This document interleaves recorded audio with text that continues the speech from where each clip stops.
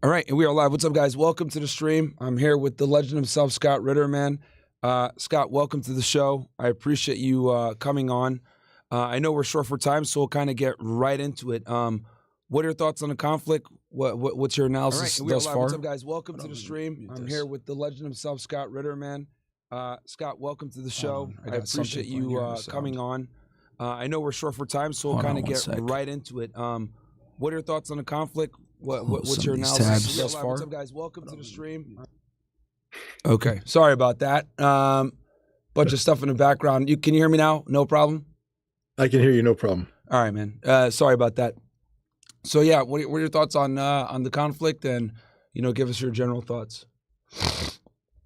Well, first of all, we have to understand that this was an illegal war of aggression, a Pearl Harbor type event. And we're all Americans. We should know what we do on December 7th every year. Sort of pause and remember the day of infamy, the day that the United States was subjected to a surprise attack by the Imperial Japanese fleet that dragged us into the Second World War. We view that as a day of infamy because it was a nefarious action. And yet, our closest ally, or at least that's the way it's articulated in many corners of the U.S. government and in U.S. society, has carried out a similarly nefarious act against Iran. It was a surprise attack. It has no justification under international law. Israel has not tried to articulate a cognizable case under international law. They haven't cited Article 51. They just said, we're taking it out. Taking what out? Taking the regime. It seems now that seems to be their strategy, but to take out Iran's nuclear program. But the frustrating aspect of this is that Iran was in the middle, actually getting close to the tail end of negotiations that looked like they were bearing fruit. Negotiations that involved the United States of America, and so it isn't just Israel insulting America by carrying out a surprise attack while we're trying to negotiate a solution to the very problem that triggered Israel's military intervention, but is that we lied. These weren't good faith negotiations. It appears that these negotiations were, by design intended to lull Iran into a false sense of complacency, to make them believe that Sunday, this past Sunday, was going to be a decisive day of negotiations, and that everything hinged on the outcome. And so while they prepared for these negotiations, Israel attacked. I think Israel thought that it was going to be able to combine, decapitation strikes. They killed a number of senior Iranian military leaders with shock and awe. The destruction of high-profile targets, et cetera, just the notion that Israel dominated and was attacking, bombing nuclear facilities, et cetera, could prompt the Iranians into surrendering. I think, we take a look at Israel today and we can see that Iran not only didn't surrender, but they have lashed back with a retaliatory strike capacity, beyond what the Israeli defenses are able to prevent, and beyond the imagination. I mean, who thought that Tel Aviv would be in ruins, Haifa would be in ruins, that Israel would be in ruins? And this is just the beginning if this war continues.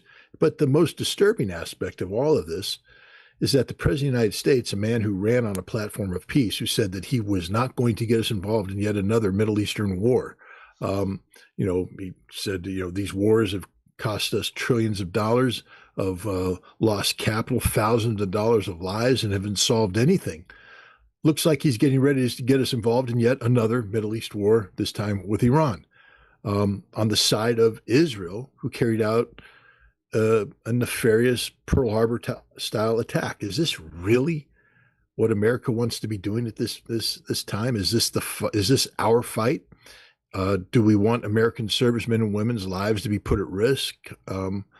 I personally believe the answer is no. We don't. But here we are. This is where we're going. Iran has hit Israel back pretty hard. We've seen unprecedented damage hit Tel Aviv, Haifa, and I think they attacked Haifa yesterday. I think they hit one of their energy infrastructures. What do you foresee is going to be the future here when it comes to the conflict and and as far as like from your perspective, what's the latest? Well, I mean, we're in an existential fight right now, the survival of Israel versus the survival of Iran.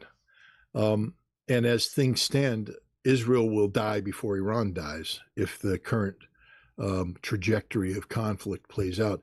Iran has tens of thousands of missiles. They can fire like this against Israel for, weeks, if not months. We're, we're just a few days into this conflict, and Israel's already destroyed. Imagine what will be in 2 weeks. And Iran is ready to continue this thing as long as it needs to be. Israel's running out of interceptor missiles, and the United States doesn't have any left to give. That means Israel will be defenseless. So we're looking at a trajectory right now, which, if left unchanged, means Iran will achieve the strategic defeat of Israel. And nobody knows what the outcome of that will be. Israel is a nation that has nuclear weapons. Will they use nuclear weapons? But the biggest question is, will the United States intervene on behalf of Israel? And that appears to be at least something that the president is actively considering right now, because void of American military intervention, Israel has lost this war. Israel has lost this war. And, but the question is, can American military intervention save Israel? And I believe the answer is no. I don't think there's anything. The Iranians have been planning for this war for some time now. The only way we defeat Iran is by using nuclear weapons. If we don't use nuclear weapons, Iran will continue this struggle, destroy Israel, destroy American bases in the region, etc. So, we're now at a juncture that if America gets involved, this will more than likely end up with the use of American nuclear weapons. And that's just not the world we all want to live in. This conflict, at least from what the media says, was pretty much solely because, they don't want Iran to have nuclear weapons. I've heard from so many different sources. Some people say, they're a threshold state. They can manufacture nuclear weapons within several weeks and be able to use them. Other people say, no, they don't have the capability of testing it. So how do we know if they're going to be able to build a bomb? There's so many different narratives out there when it comes to Iran and their nuclear program. Oh, they're close to getting a bomb. No, they're not making a bomb. Tulsi Gabbard said that they weren't making a bomb, but then now the Trump administration is coming out and saying that, they're trying to enrich uranium and very close to a bomb. What do you think what do you think that, number one, do you think the Iranians are actively trying to build one now? And then number two, do you think they're capable of building one? And then number three, will that change the current situation? Well, I don't believe Iran is building a nuclear bomb. I don't believe Iran wants a nuclear bomb. I think Iran recognizes that should it acquire a nuclear bomb, then nuclear weapons will be used against it, and that will be the end of Iran.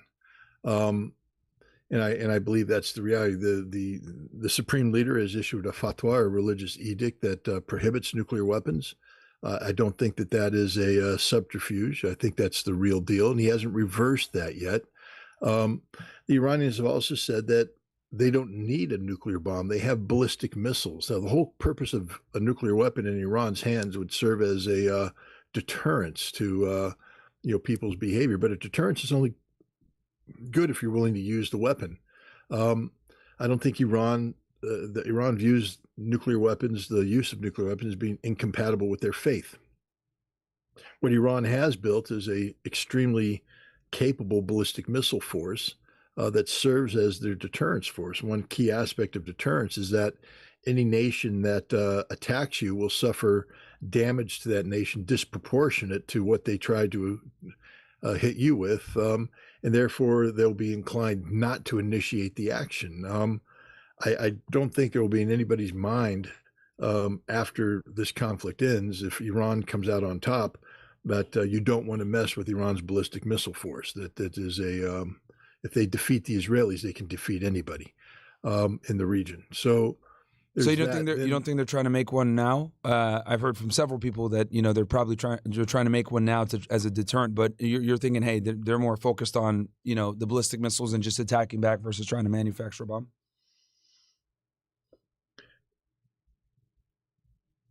First of all, to make one now would require the supreme leader to issue a fatwa that reverses his finding that to have nuclear weapons is haram or against Islamic jurisprudence. And so that hasn't happened. People can say, well, they're making it secretly, et cetera, but then that reverses a doctrine. Why do they want a bomb? I mean, people keep talking about the North Korean parallel, that North Korea has a bomb, therefore the United States won't attack North Korea because North Korea could use the bomb. I'm here to tell people right now, that's not why we don't attack North Korea. We don't attack North Korea because they got 30,000 artillery pieces dug into the hills across the river from Seoul, and that there's nothing we could do to stop those from flattening a city of 9 million. I know that's the case because that's why we didn't attack North Korea in 1994 when I was on active duty participating in the plans to go to war against North Korea. You know, North Korea didn't have a nuclear weapon then, but that's what stopped us. You know, their nuclear weapons complicate things, but we can take care of their nuclear weapons with our own nuclear weapons. That's always the reality. So the other thing about North Korea is that they don't have the Israeli factor. I mean, you know, we don't hold the threat that North Korea poses to Japan and South Korea as being existential to the United States. We view that as a local regional threat. But somehow with Israel and Iran, the fact that Iran threatens Israel, or at least perceived to threaten Israel, becomes an American national security issue. Why? Because of the unique relationship that the United States enjoys with the state of Israel and the pro-Israeli elements in the United States. And so this is problematic. But Iran knows that if it has the bomb, it will die. That's it. The reason why this war started is that Iran had positioned itself as a threshold state. Mm-hmm. I had been warning for months that this is stupid. You're literally waving the red flag in front of the Israeli bull, and now the bull has charged. That doesn't mean that the matador can't defeat the bull. The matador will probably kill the bull, but you didn't need to be in this ring to begin with. And so a lot of the problems that we see today are problems that Iran brought upon themselves by being very aggressive in their posturing in the aftermath of Donald Trump's decision to withdraw from the nuclear deal, the Joint Comprehensive Plan of Action back in 2018. But a threshold state doesn't make you a nuclear state, a nuclear weapons state. Indeed, Tulsi Gabbard, the National Intelligence agents or National Intelligence Organization, has determined that Iran wasn't and isn't pursuing a nuclear weapon, and that they don't have any nuclear weapons. And I think both those categories, last day, it would be the kiss of death for Iran to possess a nuclear weapon, because it gives the United States the green light to use nuclear weapons against Iran, and Iran won't survive that. Gotcha. So you were talking before about Iran's their missile program, their ballistic missile program, and we've seen it devastate Israel. At this point, if the United States came in, how would they be able to? Because clearly the Iron Dome, the Arrow, the David Sling, they're not doing what they're supposed to do, right? A lot of the missiles have been able to get through. What assistance would we even be able to provide at this point, to help Israel out? I mean, and they also got a THAAD, and they're all, getting pierced by the missiles. So what could we even do at this point? Well, there's not really much we can do defensive-wise. We have Aegis class destroyers making their way as part of the Nimitz carrier battle group, and they'll have a fresh load of SM-3, SM-6 ballistic missile interceptors, missiles, because our ships are running out of them. There was said in the defense of Haifa that the vast majority of the missiles being fired in defense were SM-3s fired by the United States Navy. I remind people that in 2023, we only produced 71 or 73 SM-3s in the whole year. We have a stockpile of several hundred, and we've already burned through much of that stockpile in trying to confront the Houthi and now defending Israel. And we're supposed to be preparing for a potential conflict with China over Taiwan. Well, it ain't going to be much of a conflict if we don't have any missiles left to defend Taiwan. And we're getting ready to use all our missiles up in defense of Israel.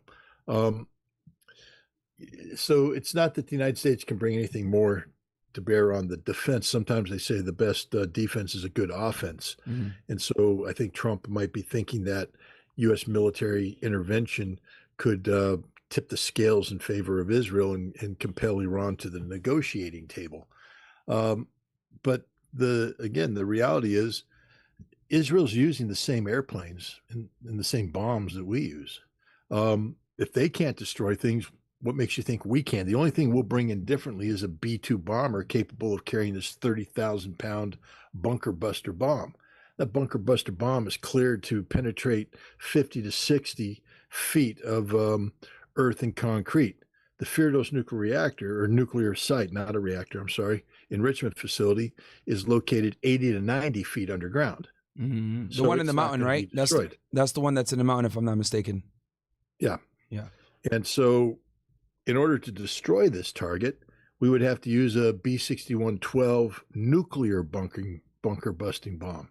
But that means we're using nuclear weapons. That's all we can bring to bear. There's nothing conventionally we can introduce that's going to change the reality. Israel already flies 300 U.S.-made aircraft over, in the vicinity.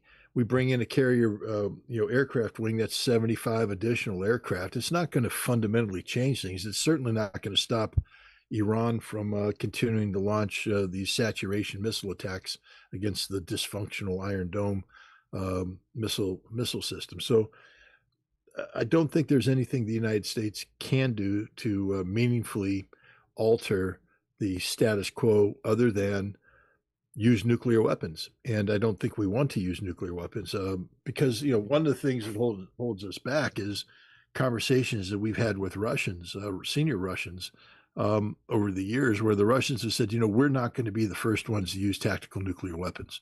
So all the people are afraid of Russia using a tactical nuke against Ukraine. The Russians have pretty much said they're not going to do that. They said, but if you, the United States or others, use nuclear weapons, then we will use nuclear weapons against Europe. And so, it's a very, very dangerous situation, very, very dangerous game that the president of the United States is playing right now. Wow. So so basically there's not much that we can do even if we did intervene. What do you think? You mentioned Russia. Do you see Russia getting involved in this conflict whatsoever? Do they have their hands tied too much? We saw kind of with the Assad regime that they weren't able to intervene and save him from the rebels. Is Russia going to take a similar stance with Iran and kind of avoid the conflict due to their own war? Well, Russia, had signed a strategic framework agreement with Iran back in January 17th of this year. Oh. And but the problem is, first of all, let's talk about that agreement. That agreement is designed to facilitate, economic, diplomatic, and military links between the two nations. It's not a formal, defensive treaty, but it's a comprehensive treaty that Russia signed. It basically serves as the framework for the North-South economic corridor that runs from St. Petersburg to Iran and everywhere in between that Russia would like to construct. China has just opened up a train line of communication between Western China and the port near Tehran. The reason why I bring this up is that there is a vested interest on the part of Russia and China and the rest of the BRICS community to keep Iran, who is a member of BRICS, viable economically and politically. So Russia is involved to the extent of which they are able to and or willing to provide military assistance is yet to be seen. The same holds true for China. North Korea has claimed that it will. But we have to wait and see. But Russia's not going to get directly involved militarily. You're not going to see Russian paratroopers landing in Iran. They haven't asked for them. They don't need them. But I think what you'll see is a transfer of technology taking place, and we could see that unfold in the course of the next month. And the Russians would simply cite the American example or NATO example of providing weaponry to Korea. Not Korea, of Ukraine. And the North Koreans would say, the Chinese and Russians would say, as long as you're providing weapons to Ukraine, we have the green light to provide weapons to Iran. It's a similar construct. So I think that's what you're going to see. Russia and China providing diplomatic backstopping for Iran, and also working together to improve the military capabilities of Iran, up to and including providing missiles to replace the ones that Iran has already fired or lost in this current conflict. We've seen these hypersonic missiles cause absolute destruction and, pretty much, slice through the air defense.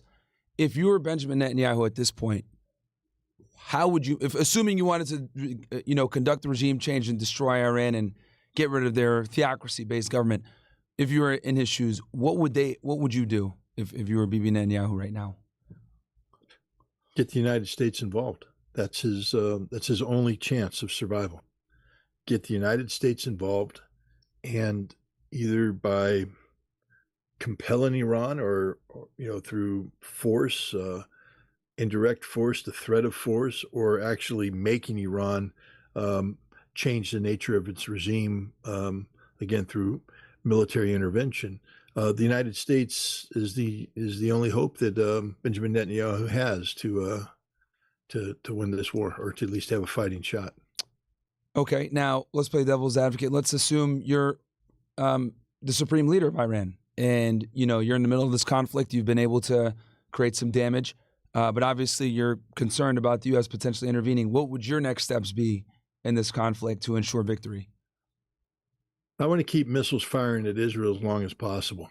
I want to break Israel's back. I want to destroy the state of Israel, to compel the Israeli leadership to collapse, and to have a new Israeli government come in place that's willing to make concessions on Iran's nuclear program. It's essential that Iran, from the Iranian perspective, be allowed to continue to enrich uranium.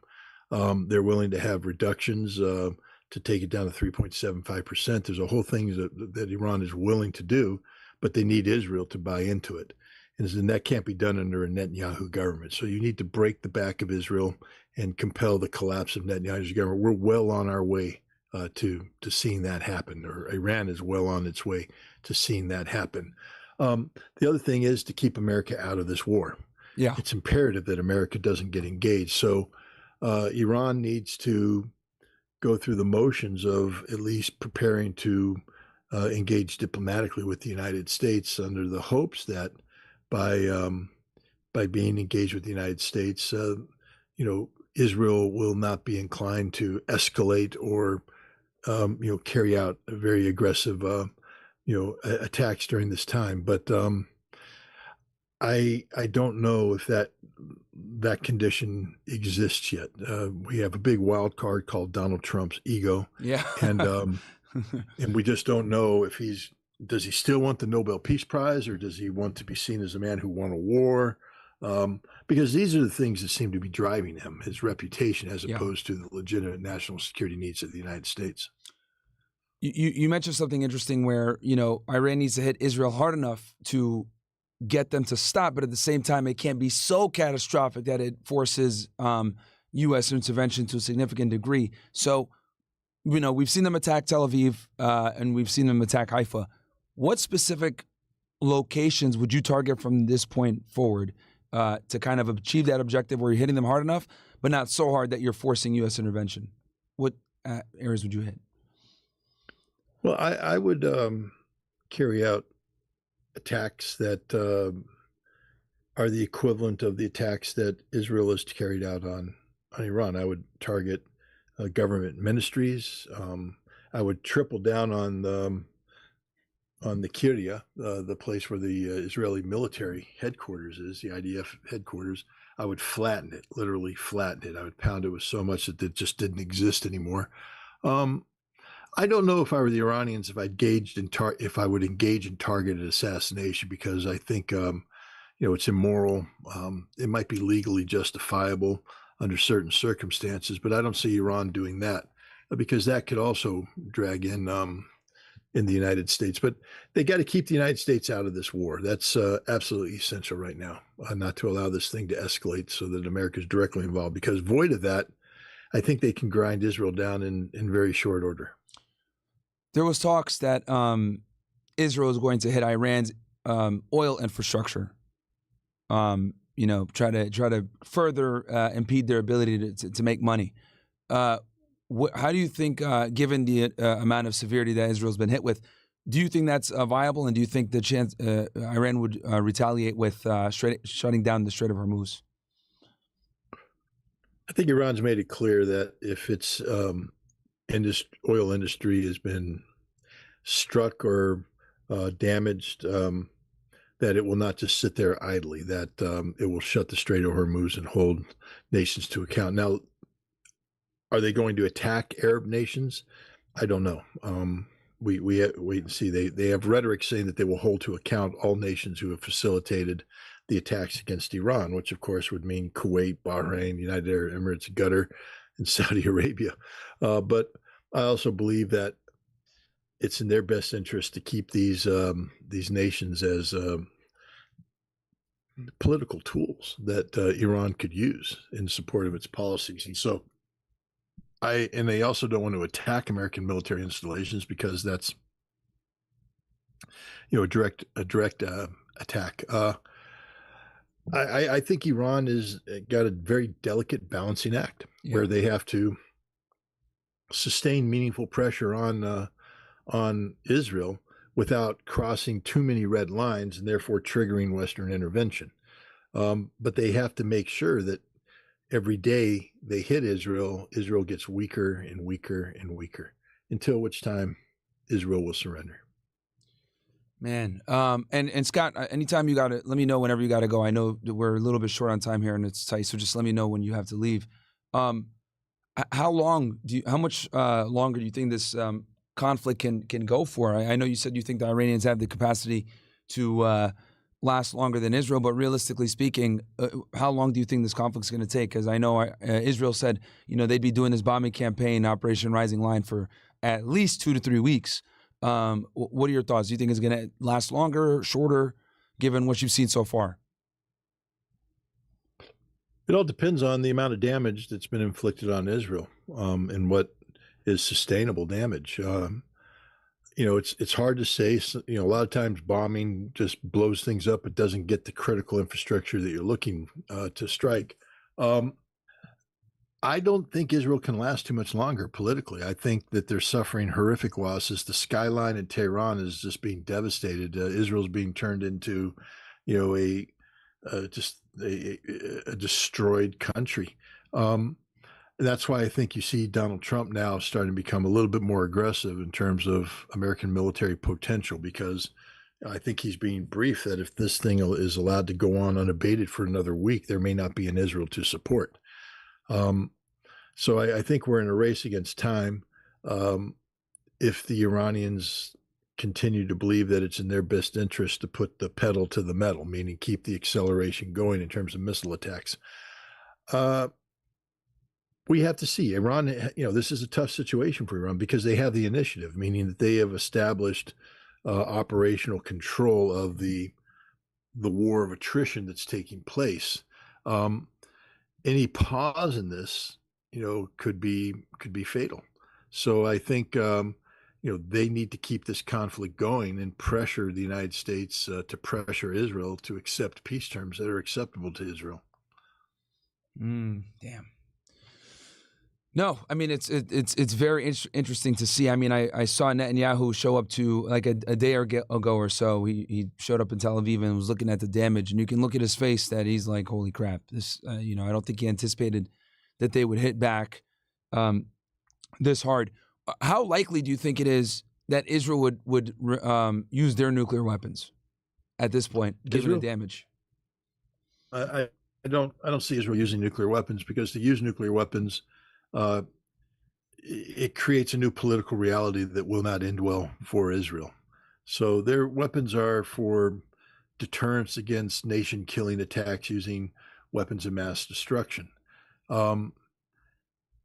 I don't see them using nuclear weapons against Iran unless they can prove that Iran has a nuclear weapons program. But there's been talk out there that if Israel does use nuclear weapons against the Iranian sites, that Pakistan may intervene on behalf of Iran with its own nuclear weapon. I don't know the veracity of those claims yet. There's some people that claim that it's absolutely true. But there's just any number of reasons why I don't see Israel using nuclear weapons. And unfortunately, on that note, I do have to go. No worries. My wife is waiting for me. Yeah. No worries, Scott. Thank you so much for coming on. I appreciate you coming in and giving us, your expertise on this topic. I appreciate that greatly, man. We'll set up another one in the future. And I'll try to start up a little bit earlier so that we can get you on for longer. All right. Thanks a lot. Thanks, Scott. Take it easy, man. Be safe. Bye. All right. Okay, guys. Let me adjust the camera settings. W. Scott. Gary, bear with me real quick, ninjas. And I can read some chats. All right. Guys, welcome to the stream. Welcome to the stream. Welcome to the stream. That is Scott Ritter, former Marine weapons inspector. The guy knows his stuff. Very interesting perspective from his side. Let's go ahead and jump on Twitter a bit. Let me and see what's going on, the latest in the conflict. I know Sulaiman and them are in a oh, look at this. So I open up Twitter. Let's see here. Nick says, literally just a couple minutes ago, he says, hold on.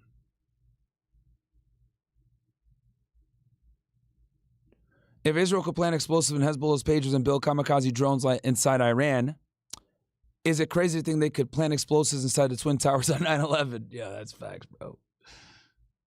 That's facts right there. All right, let's jump in here, guys. Actually, you know what? Let me read some chats before I even go into there, so I don't forget you guys.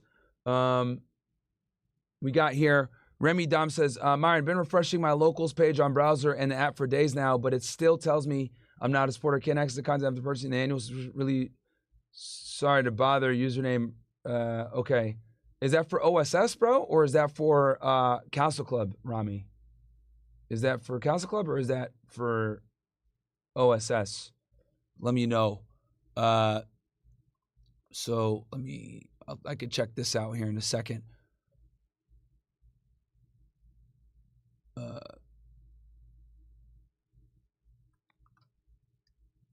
All right, and then what's the next thing I wanted to show here? Okay, we got here. Okay, Jose Ramirez, W. Scott, got to keep these streams going. Join OSS, bro. It's firing here. Yeah, man, join OSS, guys. We're cooking out here.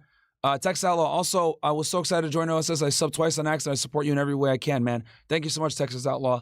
MBO5 says, what's happening, Myron? I don't know why I'm anticipating a false flag possibly happening. Nothing surprised me about these fucking Israelis. They'll go to any lengths to get what they want. You're right, bro. You're right. Coco Manny says, my fear, what's the fastest and most effective way of getting rid of AIPAC and other Zionist lobbies? Is it even possible? We all know they don't play by the rules. That would take massive pressure from the U.S. public to do. Massive pressure. But I do think that more people are waking up, and it is a potential within the next 50 years. But it's going to take massive work. Texas Outlaw with the big $100 super chat. Big $100 super chat on OSS. Myron, I'm 12-year Air Force vet now, defense contractor. Thanks for everything you do, my brother. You keep me updated and motivated while I'm deployed in the Middle East right now.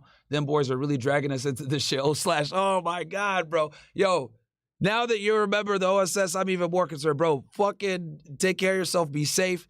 These fucking Israelis are going to get us into fucking conflict, bro. The fact that one of my OSS members is out there in the Middle East for these dickheads. Oh, man, bro, just be safe. Take care of yourself. Always listen to the podcast with the volume down, okay? I don't want you getting in trouble. And thank you so much for the support, bro. Just take care of yourself, man. Dude, we are closer to war than ever before, man. So these fucking Israelis are trying to drag us in. So, again, Texas Outlaw, take care of yourself, bro. Thank you so much for your service. And just be safe, man. 11teen says, on the off chance America doesn't help Israel, what would the chances be that they use nuclear weapons? From what Scott's saying, he doesn't think very high. It would create some other political problems for them.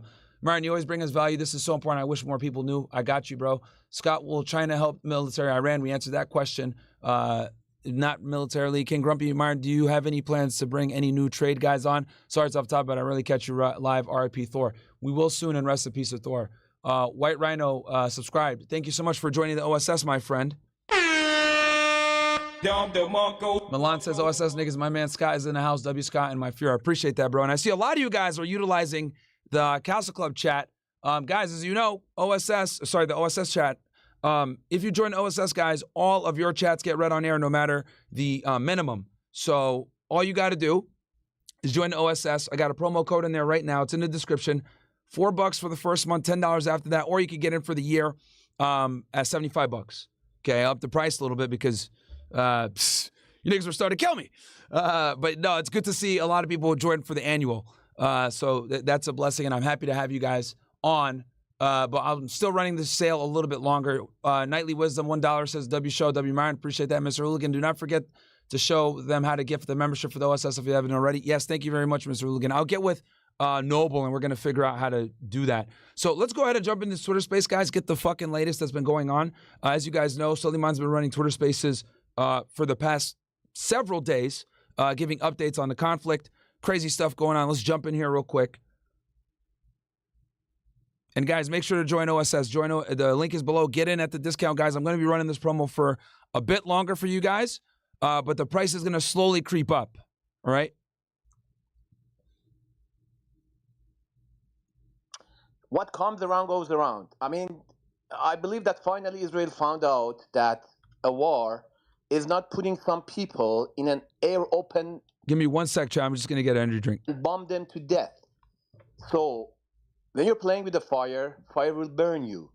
And this is what's happening in occupied land of Palestine, so-called Israel.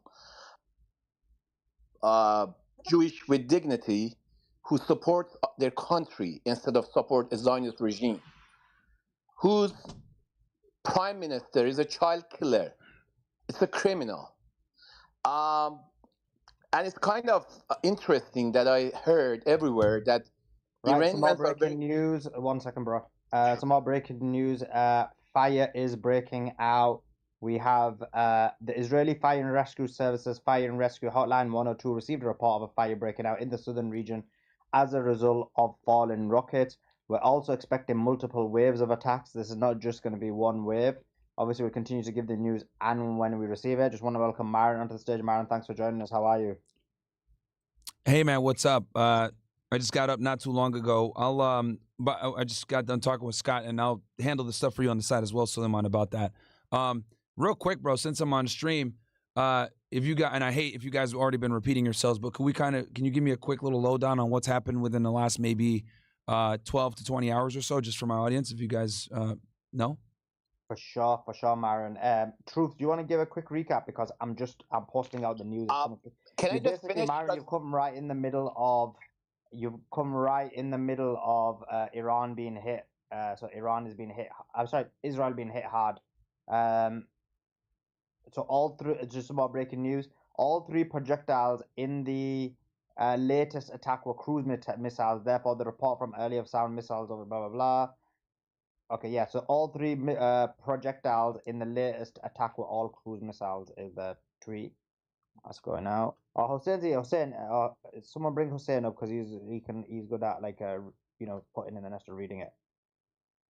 Sorry, Myron. Got Truth. You can tell Myron a recap.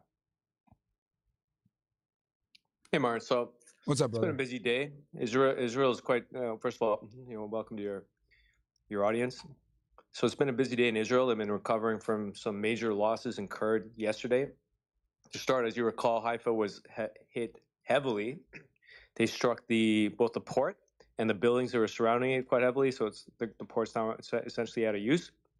And they've also struck the refinery, where Israel processes well over 200,000 barrels of oil per day, millions of, obviously, barrels of oil, plus petrochemicals as well. That refinery has now been shut down. And it's a major source of Israel's energy infrastructure that Iran has been able to successfully destroy. And this was confirmed by Israeli media. So in addition to that, well over 20 buildings were destroyed as well. Over 1,500 homes have been destroyed in Israel. We've got a lot of Israelis now escaping, fleeing to Cyprus. by 5 like leased yachts. They're spending thousands of dollars, not the ironies and loss, because this is what they made Palestinians do to get to Gaza or get out of Gaza. But they're spending thousands of dollars to flee Israel, to get to Cyprus. And they're also fleeing into Jordan. And Germany's actually helping to smuggle them into Jordan and then into Germany. So a lot of Israelis are fleeing the ship. They don't want to have anything to do because the airport's completely closed, right? Truth, just so. But that's right. Yeah, it's Ben Gurion Ben Gurion Airport's been shut down, so there's no access to the commercial airfields, of course. So they're having to leave by boat and also, I guess, by land as well through the border. Because obviously they can get through the border. I believe, the West Bank border is Jordan, right? So that's how they're getting through. And these are likely the illegal settlers that are leaving from the West Bank, but they haven't confirmed, for instance, who's left. Iran has also assassinated 3 nuclear scientists, and there was another high-profile assassination as well. Israel won't release that name. Wait, Israel assassinated 3 more nuclear scientists? No, Iran assassinated 3 Israeli scientists. What? That was when they struck the Weizmann Institute. Yeah, that's correct. Israel's just been hiding their casualties. I mean, there's considerably more. They've only admitted to like 16 actual fatalities and hundreds of injuries. Those numbers are much higher. Plus, there's well over 35 to 40 more stuck in the rubble, and those numbers are much higher as well. But what Israel has done is they've imposed a media blackout.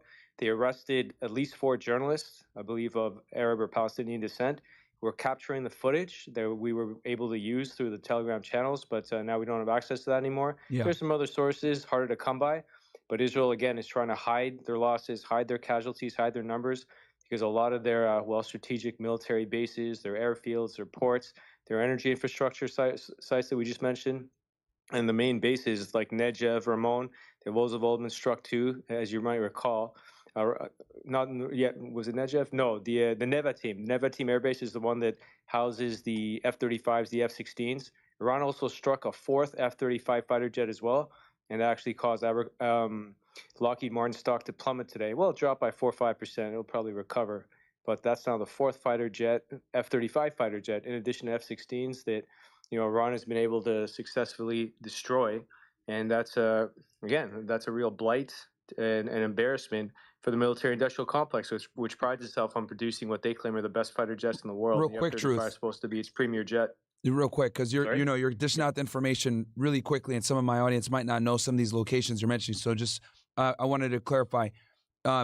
This airbase that they struck, this is the same airbase they struck last year, if I'm not mistaken, right? When they finally retaliated against Israel? Same base?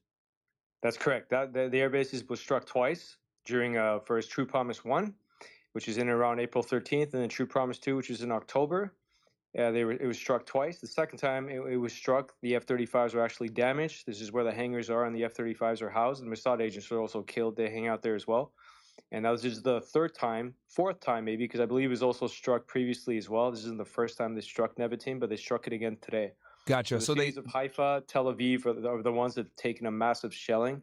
And again, like a lot of residential homes have also been struck. There have been targeted assassinations. And of course, I've mentioned the nuclear scientists. And there's more. It's just, again, Israel has imposed this media blackout, so it's difficult to be able to disseminate the information. So that's crazy. So Iran killed 3 Israeli nuclear scientists. What goes around comes around. It might be more than that, because that Weizmann Institute was housing, there's a lot of scientists that were actually there at the time of the strike. So, and it got destroyed. It's wiped out if you look at the pictures before and after. Wow. Can someone put that in the nest for us? Because, it's so interesting because, the Mossad is literally one of their bread and butters is killing Iranian nuclear scientists. So and they killed 9 nuclear scientists on day 1, right? If I'm not mistaken, Israel did. So this is crazy karma that's coming back. So now that we've had, we're in day 4 of the conflict, what are we looking like, guys? Who has caused more damage than to the other at this point? I know obviously Iran sustained some significant damage on their end as well. Obviously, day 1 of Operation Rising Lions, Israel's operation, was very significant. They were able to, be behind enemy lines and launch drones and, attack some of the nuclear facilities. But at this point, who'd you guys say has created more damage and havoc for the other? Yeah, it's a good question to ask. It really depends on which media you're going to look at. If you look at Israeli media, they're of course going to minimize the damage they've incurred, and of course, downplay all the casualties they've suffered, and they're of course going to grossly exaggerate what they've done to Iran.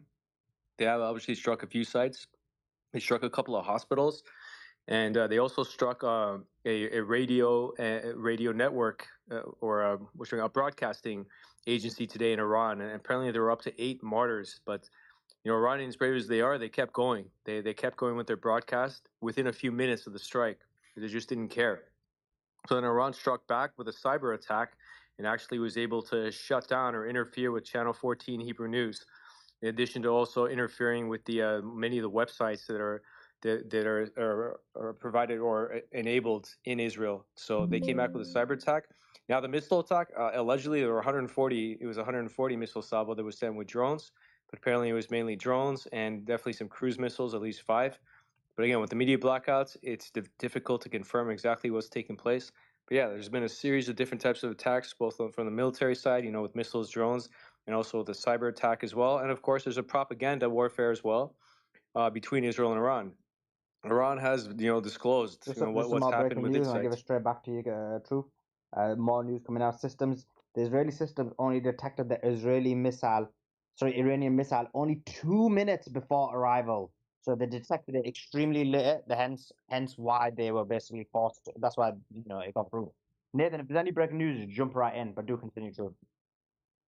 Sure. So that's the other the other apparatus that Iran's been able to hack into, and that's the alarm system that provides the updates to Israelis to hurry up and get in the shelters because there's an incoming missile attack. They hacked that? And because they hacked it, yeah. They've been providing false messaging. They did that yesterday. So they provided some false messaging. Hold on, Truth. Hold on. Before you, real quick, because I need my audience to be understand how significant that is. Guys, so in Israel, whenever there's rockets or missiles or anything coming in, they get notified on their phones. They hear sirens. There's an entire process whenever rockets are incoming towards Israel. And you're saying Iran was able to hack that system so they didn't get notified? They did. Yes. Well, wow. They were providing false messaging to tell them they need to go and either some of them were locked out as well. Truth, weren't they? So they were complaining. Some of them were locked out; they couldn't get into the bunker, and then others were complaining because normally when they're in the bunker, they get a message every an hour and a half giving an update, and they were like so triggered because they weren't getting updates, so they were feeling stressed and they got. Oh yes, because guys, and just so I can explain this to my audience, like that are listening. In Israel, guys, almost every building has bunkers, right? It's like all the newer buildings have it. So, obviously they rely upon their phones and getting this information. So it'll warn them. It'll say, hey, missiles incoming, be close to a shelter. Okay, get into the shelter now. So the fact that Iran was able to, I guess, you're saying hack this so they were giving false messages or just completely mess with it altogether is pretty significant, man. False messages. They just in the bunker. They didn't get the normal message. Okay. And then in terms of some of them were locked out of the bunkers as well. So that's the way they did it. Well, they gave misleading messages. They told them there's an incoming missile attack, and then there wasn't. So I'd say that's a false message. That aspect for sure. Sorry, I meant in the bunker. Yeah. There wasn't a bunker message saying guess what? No, this was just for incoming missile attack, and then it didn't happen. So they were just stuck waiting and waiting and waiting just to mess with them. They thought there was even we thought there's a major missile attack, and then nothing came. Wow. And the significance of this is it's in the middle of the night, right? So these people, they're throwing off their sleep patterns. They're already paranoid and dealing with all the trauma of all these missile attacks. And now they're getting false messages, waiting for a missile to happen. And there's been reports within the bunkers, they can feel the reverberations and the shock from it. So it's no joke to be able to play on people's nerves like that. So this is also part of the cyber warfare. News. Fires breaking out in the vicinity of Beersheba in the western Negev as a result of the Iranian missile strike.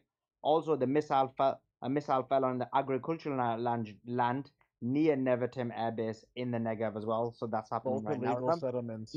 If you notice my page now, I'm tweeting without images because they've basically done a full-on stranglehold on the images coming out. So there's hardly any images coming out from that. They're basically arresting people if they report on this. So we're being forced to report. We're still reporting on it, of course. You're going to hear the truth, but the images, the golden images of everything getting destroyed it's not there. Gotcha. Right. Yeah, and I did see the Israeli police arrest a couple of Arabs. I think it was in Haifa. They're on a rooftop recording. So a question for you. Why is Israel... That was caused by Twitter, because what happened was on social media, a number of large accounts, such as Vivid, such as that Mossad account, and a few others, sent a video of these people and reported them, and then later on a lot of these got invaded. So there is a possibility that this was done on social media where these guys were basically located and then arrested. So question for you guys: why is the Israeli government hell bent on arresting anyone that documents missiles hitting Israel? Why are they so hell bent on expending resources on that? Oh, it's Gotta got get it's in their got asses yeah, kicked. they want it's for Israelis normally it's their psychology anyway. They want to give this idea that they're unpenetrable, they're so strong, Mossad is the best, the army is the best, and even though we know all of these things to be not true, and so they want to create this veneer of invincibility. The second part is they don't want their people to lose hope. You basically seeing your country be destroyed, you're gonna have a color revolution. And so they don't want a color revolution. They don't want people to turn on Netanyahu. They don't want people to turn on the government. They don't want people to be against the war. You got to keep your when you have to basically condition your people, manufacture them, keep them controlled, make them believe that you are superior, and all of these things go against that. Once your people have fear, you can't do all the evil actions you do. And fear is actually vehemently psychologically, in my view, opposite to supremacy. Supremacy means that you can't have fear as well, or certain aspects of fear. Interesting. Yeah, no, it's amazing. Yeah, I'm on your timeline right now, and I see the police, breaking Israeli police raided an apartment in Haifa where a foreign news crew was filming the skyline and arrested them. Bruh, that's crazy, man. That's crazy. Nah, Myron, Myron, I got a juicy bit for you in a They're sec. the only democracy, free speech. Yeah, because they pride themselves on that, saying we're the only democracy in the Middle East. Were you going to say truth? Go ahead. Got a juicy bit to show that Elon's been collaborating with Mossad. So as you know, Elon Musk provided Starlink access to Iranians, but this was on June 13th when they orchestrated the first attack. Well, as it turns out, Mossad agents were using Starlink, because they needed obviously internet access to be able to then remotely fire off what they're called like loitering drones and also their spike missiles towards various targets, including air defense systems and also platforms. So this was actually done without actual individuals on site. And that's why it took Iran a little bit. It took them a few hours to figure it out before they responded within 12 hours. So when Israel claims that it was their air superiority that enabled them to strike the various targets they claimed they hit, such as the Natanz nuclear facility and also the Fordow one, that's actually false. It was done through Mossad sleeper cells, and Iran's already discovered a bunch of these labs, these cells, and been able to confiscate the equipment, and they've arrested multiple agents and also immediately executed them within hours after the arrest. They're not messing around. Yeah, I saw that you were posting that a couple of Mossad spies got caught. Do we know how many of these Mossad spies got caught in Iran total, or no? There've been at least 28 detentions. I'm not sure how many of them have been executed since June 13th, but that number is expected to rise. And I don't know if you saw that guy that looked like Jason Bourne that was targeting that truck that he was shooting at. They ended up getting that guy, by the way. So that was pretty cool. It was caught on film. That was legit. So yeah, no, Iran's what they're looking to do is essentially dismantle Mossad's internal operations with Iran. So they're literally sifting through all these hideout areas or apartments that have just been rented short term and cars rented as well, to be able to locate these guys. And there's also obviously a spying operation going on as well with the citizens too, that have ratted out numerous individuals they suspect of collaborating with Mossad. Because once they can disable that advantage that Israel has, they'll be stuck having to rely on aerial bombardment, which is very difficult for Israel because 4 of their F-35s have already been shot down, and including. Is that official? I know day one there was some confusion whether they shot an F-35 down, but is it pretty much confirmed now that they've shot down 4 different F-35s? Iran has. Yeah, it's confirmed. The 3 were confirmed. I already confirmed those. The 4th one just got done today. So yeah, it's confirmed. But of course, Israel's going to hide it. Okay, it came from Iranian media, I'm guessing. We also saw a dip in the stock price for Lockheed Martin. Okay, did that come from like Iranian media that they shot down these F-35s? Or yes, it did. Okay. Israel's not. It's not going to come from Israeli media or American media. They'll never want to admit that their F-35s got shot because it's going to impact their sales. Yeah, and that's significant, man. I mean, because F-35s have the ability to basically avoid radar detection, right? They're really high-end aircraft. Well, they're stealth. They have stealth ability, yeah, and obviously speed and ability to be fierce in dogfights, etc. But Iran's got a pretty sophisticated radar system and air defense system that's able to lock in, anticipate it coming in, because with the radar system it can detect unidentified projectiles from over 1,200 kilometers away, which then gives the defense system that it communicates with instantly time to then geolocate that aircraft and then through its algorithm detect what its expected movement is, because it uses a predictive algorithm based on previous patterns that a lot. Because you know how when you drive a car, you've got predictive patterns for driving. Yeah. It's the same thing with the fighter jets. They use previous patterns that they've been able to document with all the time spent with the air defense systems in Ukraine, for instance, that Russia's had. So Iran's been a beneficiary of that, and they've obviously been inputting that data into their own air defense systems, which is what Russia also helped with while they were there. So this way they could detect F-16s and F-35s from from well over 1,000 kilometers away, which gives them the advantage. And that's why Israel hasn't really been doing too many aerial attacks. They did one today, and they got attacked, and for 24 hours they didn't do any. So when they say that, in Zionist media, they'll say that that Israel has air superiority and that they're currently monitoring skies of Tehran. Those are just drones. They're not actually fighter jets, and they end up getting shot down by the air defense systems. Wow. So a lot of development then. So, okay, just so I can summarize this. So you're saying Haifa got hit, the port, and one of the, was it one of the oil refinery. Oil refinery. An illegal settlement. Oh yeah, and also buildings that were surrounding the port as well have been destroyed, leveled. Like over 1,500 homes have been destroyed. Okay. That's what they admit. It's more than that. And then there's the smuggling operation too. So Israel's doing its own human trafficking. So internationally illegal settlements too. So Haifa got destroyed. Well, not destroyed, but it's been hit significantly. The oil refineries there, obviously, big strategic place for trade. We know Tel Aviv's been getting hit constantly. What are they targeting specifically in Tel Aviv? I know they hit the equivalent of what's the Pentagon over there. What other places have they hit in Tel Aviv? Because the command and control area has been struck. I mean, there's a Mossad headquarters over there. There's a police station. There's a lot going on in Tel Aviv, including an IDF headquarters as well. And it's also where some of the nuclear scientists live. So that's where some of the targeted assassinations took place. And what else? I mean, it's a coastal area. Just now, guys, breaking news. There is an explosion in the city of Kashan as well. That is also breaking. So in the city of Kashan in Iran. Sorry, continuing, Truth.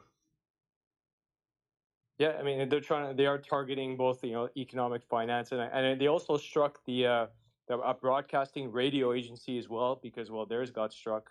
That's besides the cyber hack, I'm told. So, yeah, they're not leaving much to chance, apparently. They're going after both military targets, of course, financial targets, energy targets, anything and everything it takes to disable, dismantle, Israel's ability to be able to launch these offensive attacks that are illegal. Oh, and a nuclear research center is struck as well. Okay, so they've attacked the Weizmann Institute that I mentioned earlier. Okay, so and yeah, the Weizmann Institute. I saw that they tried to lie and say it wasn't the case, but then I went and checked, and it actually is the Weizmann Institute. They try to give a picture of like a different institute, another like a second Weizmann Institute they had, and they were trying to community note me, and they were all saying it's fake news. So I went back and checked. I thought like I'm sure I'm right, and then Google checked it, and they actually was the right Weizmann Institute. So So the Weizmann Institute in Tel Aviv was hit. We know obviously their equivalent to the Pentagon. You're saying they hit the Mossad base, they hit the IDF base. They've hit some other places because we got people like Yosef Haddad, for example. Base, Ramon base, Negev base, multiple other air bases. They're striking all the military targets essentially. And of course David Ben Gurion Airport as well, and of course the Haifa port. Because people like Yosef Haddad, right? We know is like a air propagandist out of there in Israel. He's claiming that Iran is hitting, civilian areas and they're knocking down apartment complexes or whatever.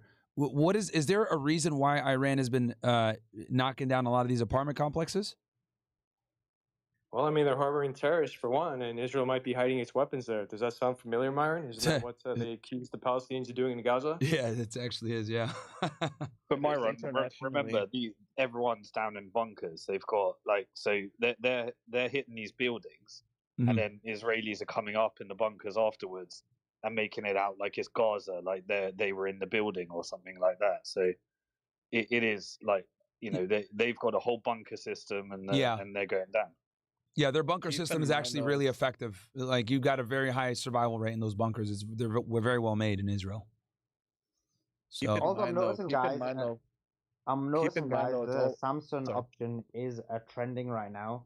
So I think we are going to do a big tweet out on that as well as Joe. I've spoken about the Samsung option to you, Myron, previously, but there's a lot more details to it. Joe, jump in, tell Myron and his audience. And if in case people listen, because Myron's got a big audience as well, and so this gives we got a lot of people watching right now. Plus his to hear what's happening. And Joa, actually, real quick, Joa, before you go in, I want to give you credit, Joa, because guys, I know you guys always ask me like, "Hey, Myron, how do you know about this?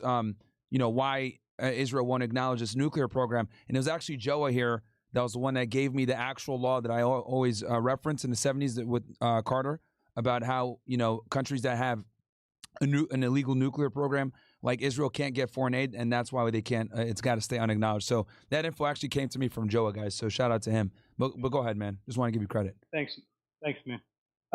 Look, while all this is exciting, probably the most exciting thing to me to find out is what was released during all the fireworks. So there was a hacker group called Kamala, right, which actually hacked a few things that were already mentioned.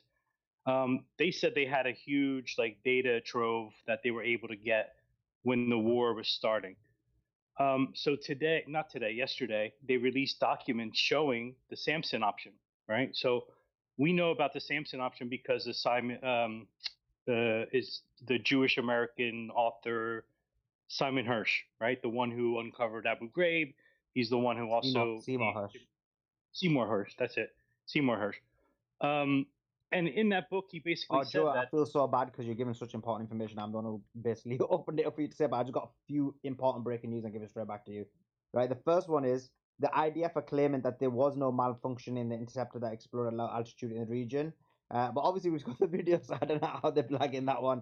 Iranian outlets are contradicting Israeli outlets, and they have said that they've launched ballistic missiles. Remember, some reports were coming out that ballistic missiles haven't been fired, and it's actually only drones, and there's been no hits. Obviously, they did a blackout, so they're not allowing any of that information to come out. But the Iranians are confirming that they did launch ballistic missiles. Furthermore, Iranian TV has said that news was received this evening of the destruction of another F-35 aircraft belonging to the Zionist regime by the air defense systems on the Julfa border. Correspondent Dana Kasbah learned that the destroyed fire aircraft is the same one that attacked the Iranian radio and television organization, which was identified and targeted by the air defenses.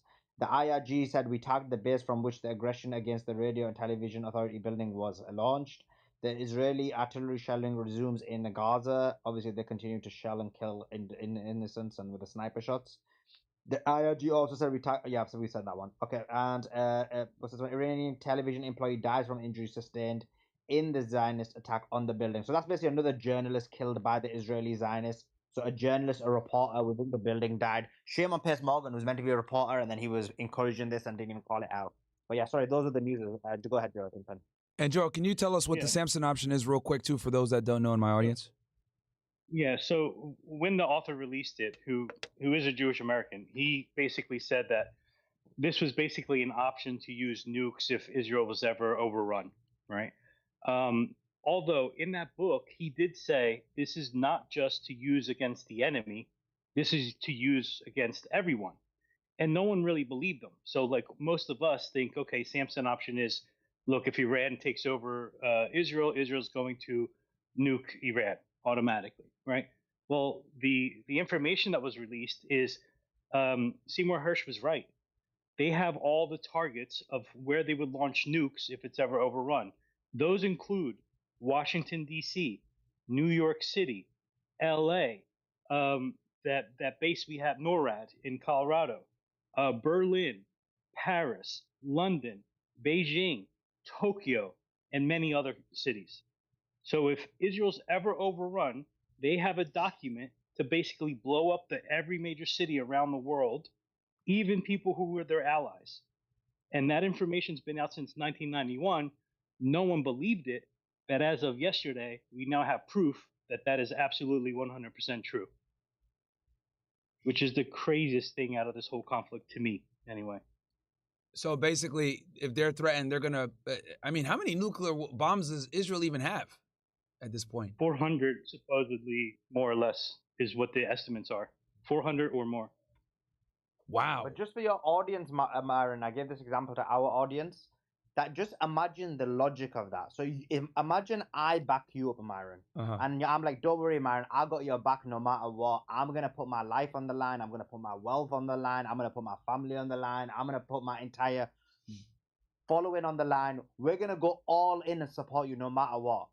and you're not that strong. You don't have the same capabilities that I do, and I'm just supporting you and giving you all the support. And you're like, thanks, bruv. But guess what? If I'm about to lose or things don't look good for me, I'm gonna murder you. And I'm like, but I'm supporting you, and you're like, nah, I am actually gonna murder you. So that's literally the psychology of the Zionists. It's sick. Oh man, this shit's If crazy.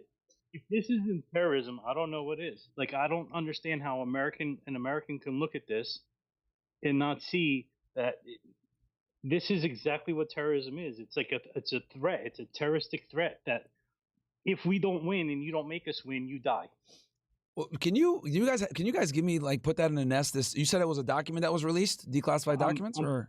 I'm putting together a video, and either me or Sulaiman will share the video. It's only going to be like a minute and a half long. I'll probably be done in about another 10 minutes. Okay. And then you guys can share. Netanyahu also said it's either America or die, or America dies. So, Myron, you're aware that Iran did a cyber hack operation that went over, I don't know, might have taken a few weeks, months. We don't know the time frame, but they disclosed that they obtained tens of thousands of documents from Mossad's database. And so a few of the documents, they haven't revealed it all. There's a ton of information there, a ton of data there. One of the bits was that the IAEA was actively collaborating with Israel to disclose sensitive and personal information about the Iranian nuclear scientists that they've assassinated. It was 5 of them at that time. In addition to that, it also revealed the secret locations of where some Israeli nuclear sites are that nobody knows about. Everyone knows about Dimona and Negev, but they don't know about the other ones. So Iran has that, and that's where Iran was able to find out about Israel's Samson option and the cities that Joel mentioned that Israel intends to target. So this is verified information directly from Mossad and Israel's database. Shit. Okay. Man. So Iran's trying to save American lives by letting you know that if you stay allied with Israel, it could take us out. Shit, man. If you're living in those cities in Colorado, New York, LA, etc. So when I was talking with Scott earlier, Scott is pretty much, he was saying, look, like, Israel can't win this conflict. They're gonna, the only chance of any type of victory is they're gonna need significant U.S. intervention at this point. And I know Trump is, meeting with the people and trying to figure out if they're going to do it. But even if we did, that would be us bringing in a B-2 bomber and bombing this facility in the mountain. But even then, man, I mean, to effect a regime change, you'd pretty much need boots on the ground. So I'm trying to, like, play devil's advocate here. I'm trying to think of a way where the Israelis are going to win this conflict. Is there any other way besides, maybe dropping a nuclear bomb? But, when I asked Scott that, he said he think that would create some really bad political ramifications for them utilizing a bomb, or the nuclear bomb. But I don't know. Clearly, I don't think that Israel can stand this for 3 weeks like they claim that they want to bomb Iran for. No, they're going to need help. And they won't be able to last 3 weeks. My opinion is slightly different to truth. I think that if this was to continue, it would harm both Israel and Iran. And so basically Israel definitely cannot win. Israel's never won on its own ever. If you look at all the wars in the past, whether it's 48, 66, 72, every single time they've always needed the support of the actual real power, whether it was the Brits or the Americans. And even in this one, they can't win. But what they can do is, obviously, they can give damage to Iran. And obviously, they still need the defense of America to get limited damage, but they'll still have damage. So it'll end up harming both people significantly. But if it was one-on-one, they'd be damaged a lot more, and Iran a lot less. But with the current situation where they're getting a lot of defense, it's probably a decent amount of damage to both sides. So all that'll happen is both will just tumble into, like, really. You know what the scary part is, guys, is this is with Israel actually shooting down missiles. They're still incurring all this damage while shooting down a significant amount of missiles. So that tells me, once they run out of interceptors, because it's just a matter of time until they do, they won't be able to their interceptors won't be able to keep up with all the missiles coming in, because it's just simply cheaper for Iran to send missiles than it is for Israel to shoot them down, from financial attrition and just resource attrition. Like, they won't be able to keep this up. So, there's no telling what will happen once they run out of interceptors. Like, they're pretty much wide open. Truth, you're By going to the say way, something? for the air, Only for that the air there's other defense. context as well. Truth, do you want to add that context that I sent to you? It's very important to the discussion. What you guys are talking Sure. I was going to add one point, and then I can let me see what you've sent there. And yeah, absolutely, I can add that in as well. Oh yeah, I did look through that. So look, with respect to the air defense systems that Israel has, we've now seen it a few times backfire on itself, and the missile would actually reverse course and strike, for instance, a site in Tel Aviv. It hasn't been striking down a lot of missiles. That's just Zionist media portraying that because they, of course, want to continue to maintain the invincible aura of the air defense systems that they admit themselves is only about 90% effective when swarmed with drones.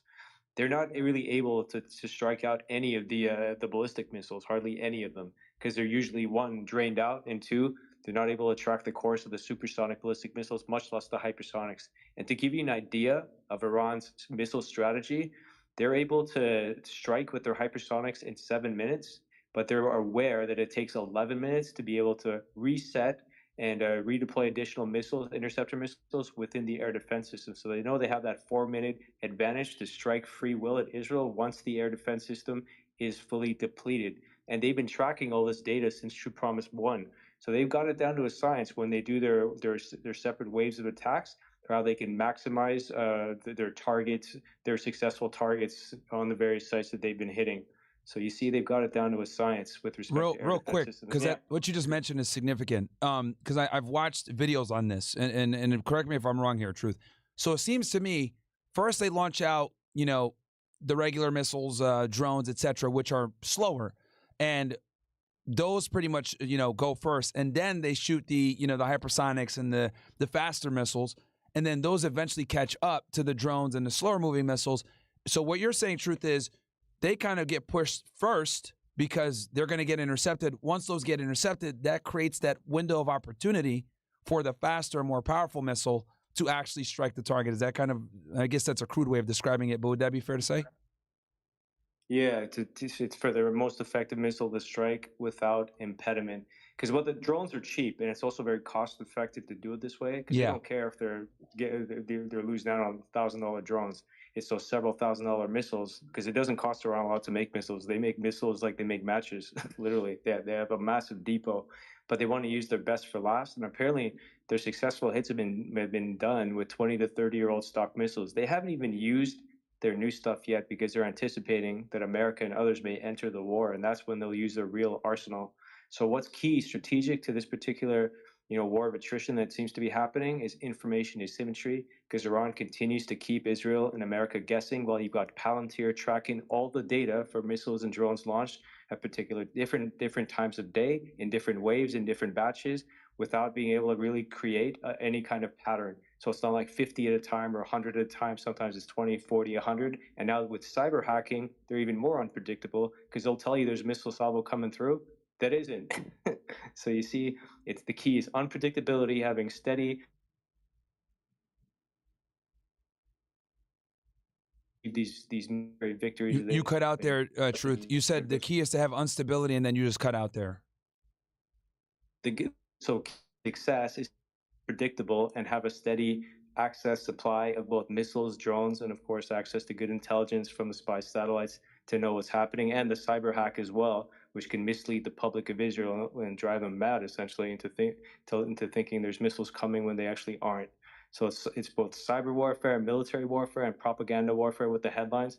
The other thing Iran has done successfully is use decoys. So Israel thinks it struck a lot of nuclear sites like in Natanz and Ferdo. They haven't. They've been decoys. And they thought today they struck F-14 Tomcats. Those are decoys. And then Iran actually put out a video showing the real F-14s and then had a good laugh about it.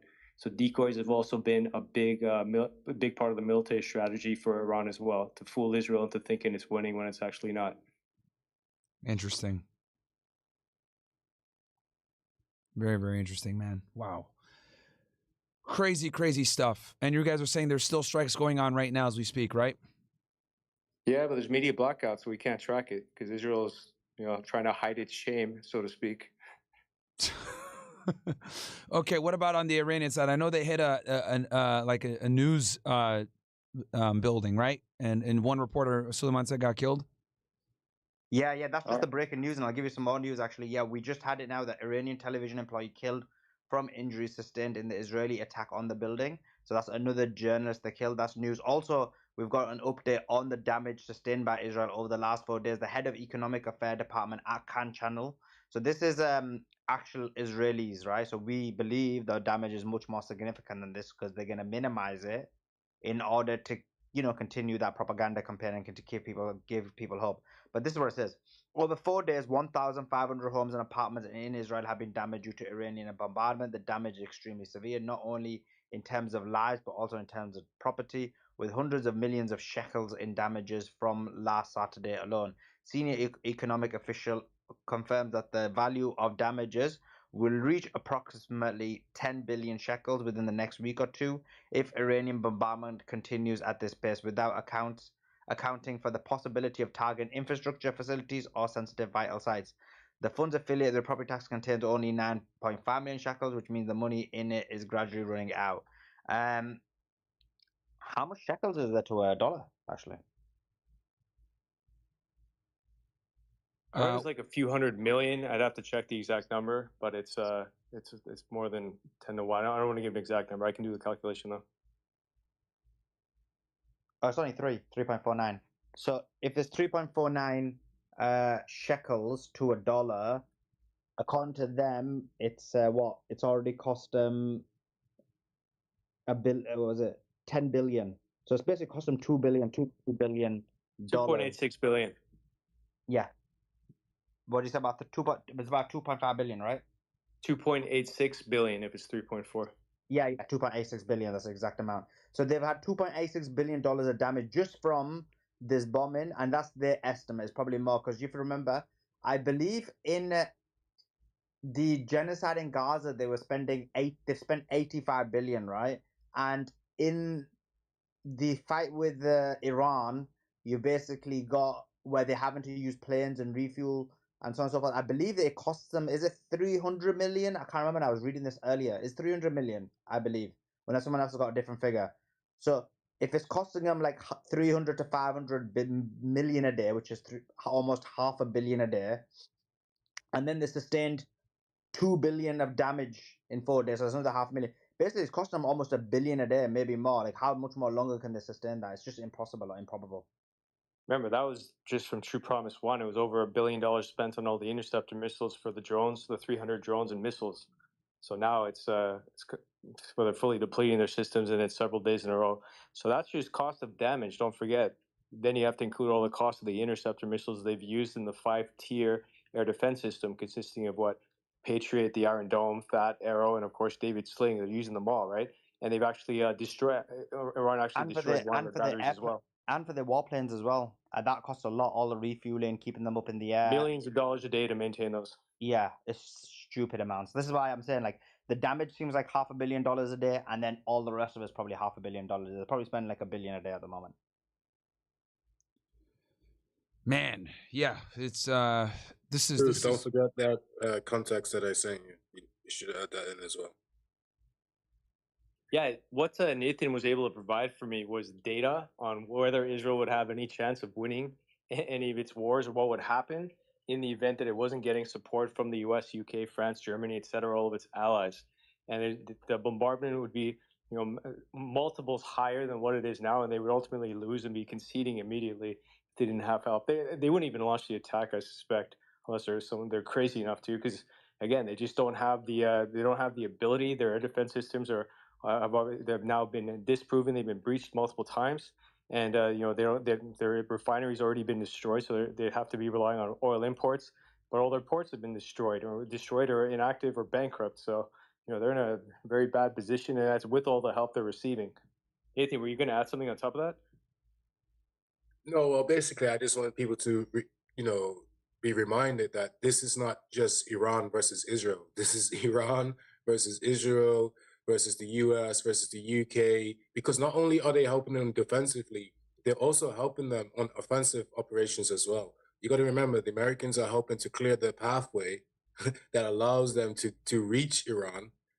Also, they're helping them with intelligence.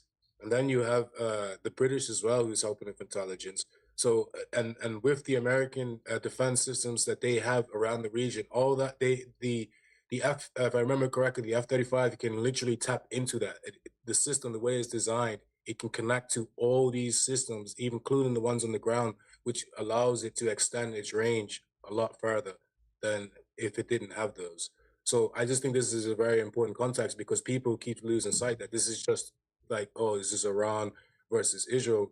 And I think that when you take into account or ask the question, who's winning, these important facts have to be taken into account. So, and breaking news. Go ahead, sorry, go ahead, Myron, Sulaiman. just quickly. No, I'll go after breaking you. news. Iran had just posted. They said Iran will launch missiles every hour until dawn. So this Iran said, the Iranian official said, we will launch a group of missiles every hour until dawn. We will not sleep, and we will not let our enemy sleep. So it's going to be a long night, brother. Man, yo, let them know how the Palestinians feel, bro. Israel fucked around and is finding out, dude. Holy shit, man. They are not fucking around, dude. Incredible, man. We've also got a statement from Pete Hegseth, which is relevant to you guys. During the weekend, I ordered because they asked him about the moving of the ships. A lot of concern about that. It seems like this is possibly U.S. moving and joining the war. He said, during the weekend, I ordered the deployment of additional forces and capabilities to the U.S. Central Command in the Middle East. This additional deployment aims to strengthen our defensive capability. So again, he's not giving away too much about what that's about. From inside the new Askar camp, now near the camp, blah blah blah. Large number of people inside. 22. We mentioned that earlier. 20 traffic cameras in Israel have been shut down. Israeli the regime has ordered closed circuit and traffic cameras to be turned off, and the reason is obviously they don't want them to disseminate. Oh, it says the regime have made extensive efforts over the past 4 days to prevent the dissemination of images of missile attacks and successful strikes. So they're shutting off traffic cameras to make sure that you don't know exactly what's going on. There's a joint Arab-Islamic statement, which is Israel attacks constitutes a flagrant violation of international law and human rights. Israeli police are preventing journalists from filming in Haifa. Shout out to Cube with the gifted sub for Futuristic. Guys, if you're watching on Kick and you're a brokey, type in I'm a brokey and someone will gift you a sub. We got, almost 300 of you guys watching on Kick, another 2,000 on Rumble, another 4,000 on YouTube. We got 6,000 plus of you guys in here, man. So do me a favor, guys. Smash that like button on YouTube. Smash it on Rumble if you're watching on Rumble. And if you're watching on Kick, type in I'm a brokey and you could go ahead and get a sub gifted to you. When you get a sub, you're able to go ahead and get, use the funny-ass emotes that I got. Also, guys, just so you know, I am running a sale. Join the OSS. Okay, it is the best way to support me. I've been demonetized for fucking 2 years now at this point, and who fucking knows what's going to happen with YouTube. So the only thing I ask, guys, is you can get into the OSS right now for $4, $10 a month. That is how you keep the show going. If you enjoy this type of content, if you enjoy me being able to give you guys true crime, news, politics, geopolitical breakdowns of conflicts around the world, go ahead and join the OSS. It's only $4 to join, man. That is the best way to support me by far, man, is to join the OSS. They can't take that from us. They can't stop us with that. So make sure to get in there, man. That's the best way. Some Red Crescent workers.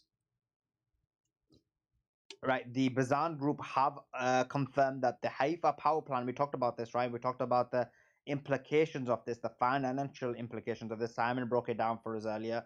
But the Bazan group, which operates the Haifa power plant and oil refineries, have reported extensive damage to the power plant.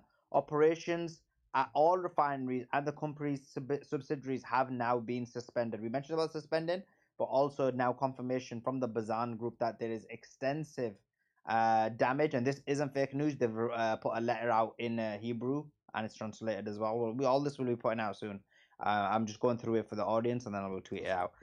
Air defenses have been activated in Tehran, and the Secretary General of the Sayyid al-Shuhada Brigade in the Islamic Resistance in Iraq has also made a statement. Cub gifted another sub to BBQ Cart. Appreciate that, Cub. Appreciate that greatly, bro.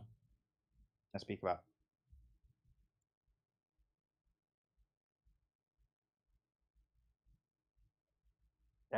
Myron, just real quickly, you should have read part of that that last one I sent you with the Secretary General. I'll just read the first paragraph because it's literally, it just backs up exactly what I just said. So he says the United States has shut down Iraqi radars providing an aerial corridor for Zionist aircraft through Iraqi airspace, which it has controlled for over 2 decades as part of its occupation presence in Iraq to carry out its aggression against the Islamic Republic of Iran. So basically, he's literally just confirming exactly what I just said.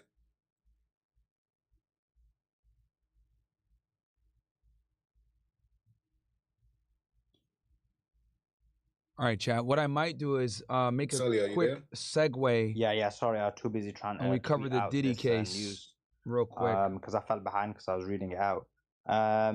Shout out to Trivizian, $50 super chat. Appreciate that on Rumble Rants. Okay. Everyone hit that like button. Now Myron is a walking W. I appreciate that, Trivizian. I appreciate you guys. A lot of you guys, I'm seeing a lot of you guys come back that I haven't seen you guys in fucking years, bro. You guys are coming back watching the debrief. So I'm happy to have you guys back, man. Welcome to the fucking army, my friends. Yeah, let's bring some people up. Doc, what's your thoughts about what's going on? There's a lot of reports coming out today that there is a possibility that Trump may join. On the other hand, there's other reports saying that he won't join. What's your thoughts? I'm excited. I think nobody knows. And I think people that know don't talk about it. So people are reflecting and promoting any post that aligns with their particular belief. Guys, if I did Diddy, it would be like maybe what? I got a 15-minute video here. I'll do a poll on Rumble and on I'll do a poll on YouTube and Kick for you guys. Let's see what you guys want. Hey, somebody did.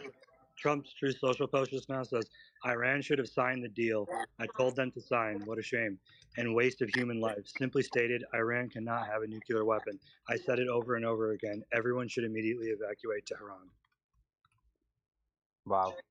What's the source of that? He basically is backing True Israel. Social.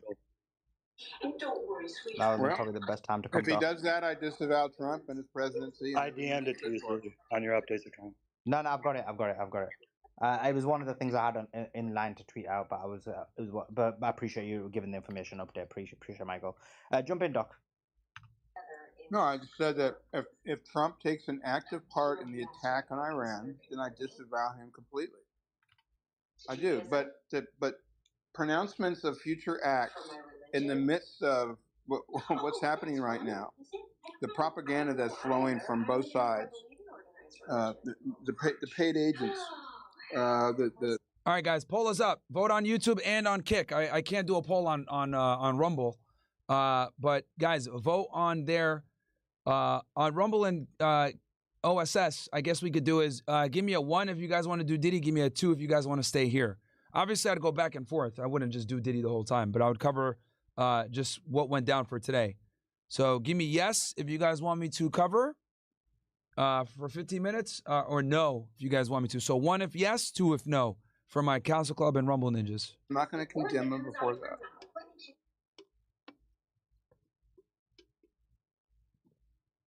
Yeah, guys, I can't do a poll on Rumble. It doesn't have the option. That's why.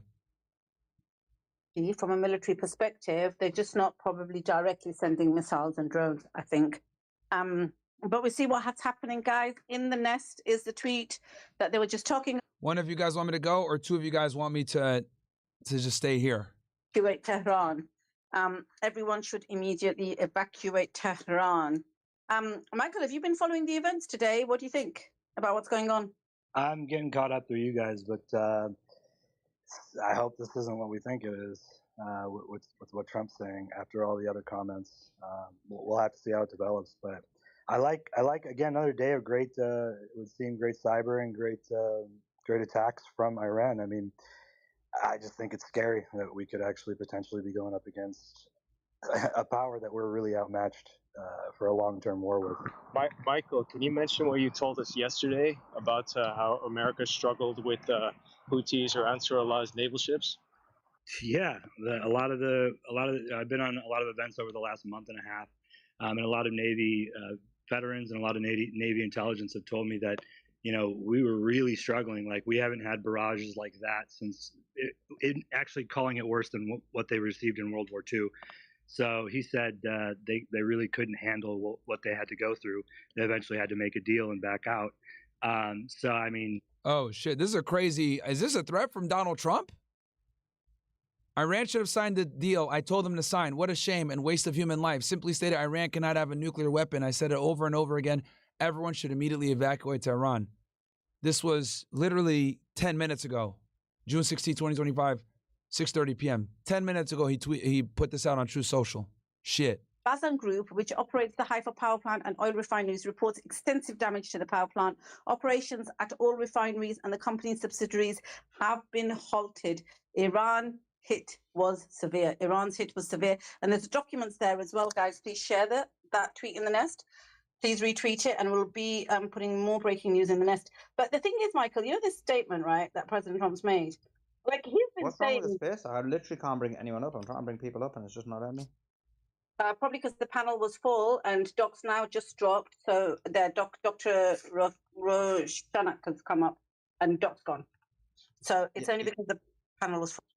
But is it full? Is the panel full? I haven't seen 3 slots available. Yeah, no, it's full. It's full. That's why you can't bring it.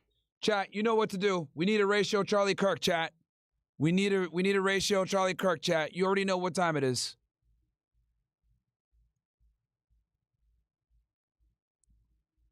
Here's the link, ninjas.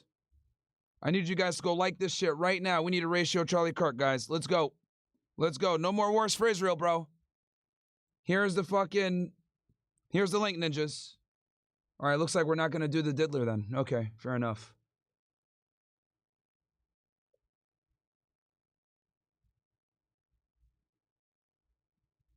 Here's the link, guys.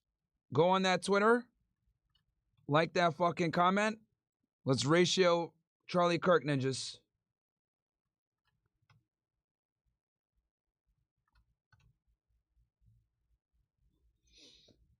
Let's get this shit climbing. No more wars for Israel, chat. No more wars for Israel.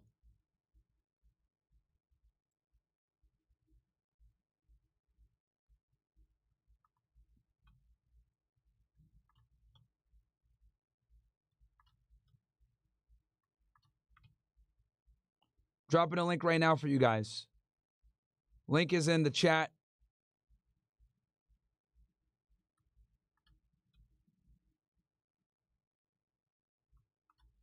There's a link. Some scenes from the impact site in southern Israel earlier. So that's in the nest. We're climbing, chat. He's at 509. We're at 329. Bro got like 5 million followers, and we're catching up, ninjas. We're catching up. You guys know what to do. No more wars for Israel, man.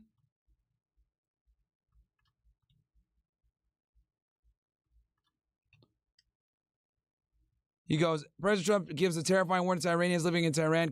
Everyone should, no, man, no more wars for Israel, bro. These fucking dickheads. Truth was saying they killed the negotiator, and that's what they're aiming to do, kill the negotiator. I think President Netanyahu said today that, if we can, basically, I'm paraphrasing his words, but kill Khomeini and the war is over. That's it, literally. Yeah. And that's crazy. I'm muting.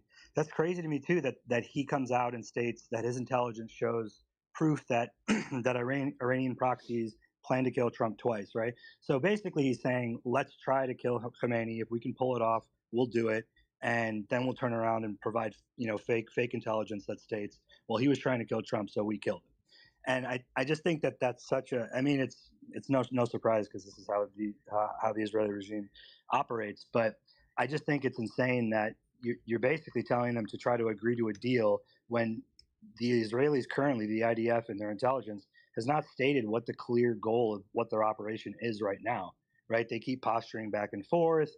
So the advantage on that end of it, because Mossad is so legit, top intelligence agency, bar none. It just makes it extremely unfortunate because they're doing what they do best, and then while that continues, there's no guarantees for that to stop at any certain point. So I just really hope the U.S. doesn't get involved because that'll just turn this into it'll literally turn it into World War III. I suspect there's a bit of resistance there, right? From somewhere, I would put on the white snake, but I want you guys to be able to hear the space and get the updates. So no white snake this time, guys. But I think some of them have realized that the electorate, the public, is not in favor of this. So there's some resistance there because I was going to say Satan-Yahu because that's what freaking Brother Mofit says. Netanyahu, I know he goes on about that all day. But anyway, Netanyahu, he made that statement today. I was like, freaking hell. It was like, what good is America first if it's America dead or something like that? It's just like, that's just disgraceful. You're saying literally you're there to die for me. What good is America first if it's America dead? Like, atrocious, right? After just saying that, you know, the United States and Donald Trump will do what's best for America and I'll do what's best for Israel, but then, you know, America first isn't worth anything if it's America dead. Like, yeah, he's on one, but unfortunately, the weapon and machinery and PR, bro, these memes are hilarious. That props him and the state up is extremely powerful. So you can have a buffoon at the top and still be okay. Indeed, indeed. Guys, there's a tweet in the nest. I'll just go to it. Breaking. Trump is expected to present Iran with a last chance offer. America and European officials told Jerusalem Post today that US President Donald Trump is expected to present a last chance offer to Iran. The official added that the offer could even be slightly better than the previous one the government presented to the Iranians about a week and a half ago. These sources stress that even if such an offer were made, it would still be based on the US desired zero enrichment principle. So that tweet is in the nest. And you know what? This is my personal view. I find it so goddamn hypocritical that these nations who have got freaking full-on nukes are telling other countries in the world what they can and cannot have. From my personal perspective, Israel with nukes is far more dangerous than Iran with nukes, right? Absolutely. I mean, especially since they have like leaked plans with their Samson option IDF materials stating all the foreign countries around them in the immediate range that they have all the actual nukes right now lined up to fire off at, which is it's a pretty crazy long list. But yeah, it's extremely ironic and unbelievable, really, because zero enrichment's insane. Like, you're basically telling the entire 90 million population that they're not allowed to have civilian enrichment of an energy source. It's insane. Guys, there's another tweet just now in the nest. It's going in. I'm removing the Trump one. We've heard enough about Trump. Tehran's air defense system continued to intercept Israeli attacks. Tehran's air defense system continues to intercept Israeli attacks. Truth, are you still there? Yeah, Truth's still there. Truth, do you think, on balance, the Iranian air defense system's been better than the Israeli one? Well, I don't think there's much comparison between the two. I mean, with the Iranian ones, they haven't been used that often because, again, most of the attacks have been internal through those spike missile systems that we talked about, in addition to drones on the ground. So air defense systems can't counteract that. So they've had to, again, neutralize those Mossad cells and labs that they've gone after. But what the Iranian missile system has been able to achieve is knocking down 4 F-35s. That's confirmed. It might even be more than that, plus the F-16s. Israel's not giving exact numbers. But the F-35s they can't deny. Plus they've gotten one of the fighter pilots as a hostage. So that's definitely a big deal. But again, there's going to be fog of war. This is what, day 3, day 4, so it's still early. We'll see. Maybe Israel will figure out a way. And I'm not optimistic on this at all.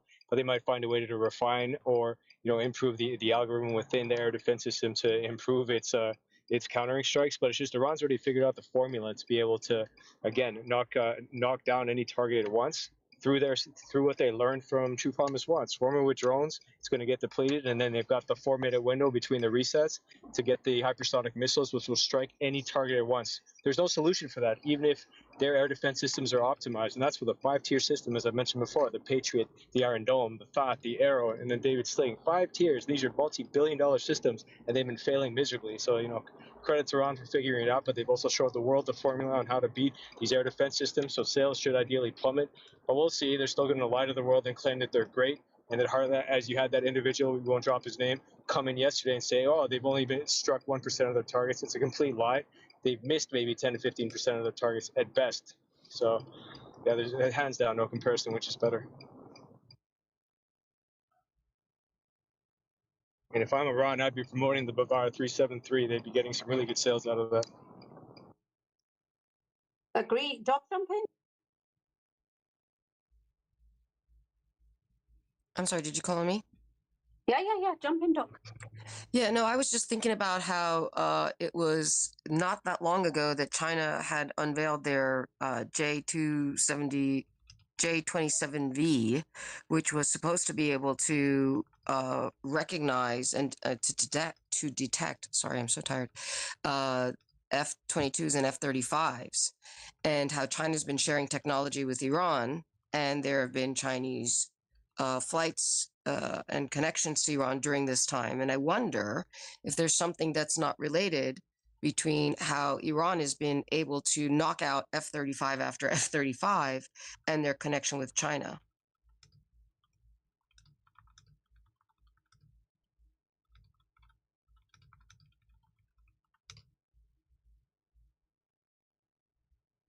So one thing could be that, you know, China could be wanting to test out their new technology, for example.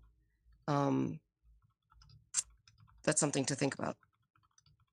In other words, there are a lot of these, you know, behind closed doors, behind the curtain associations and affiliations, while many countries, obviously all the other countries, are not officially claiming to be part of this war. There have been assistance in the back to Israel and to Iran.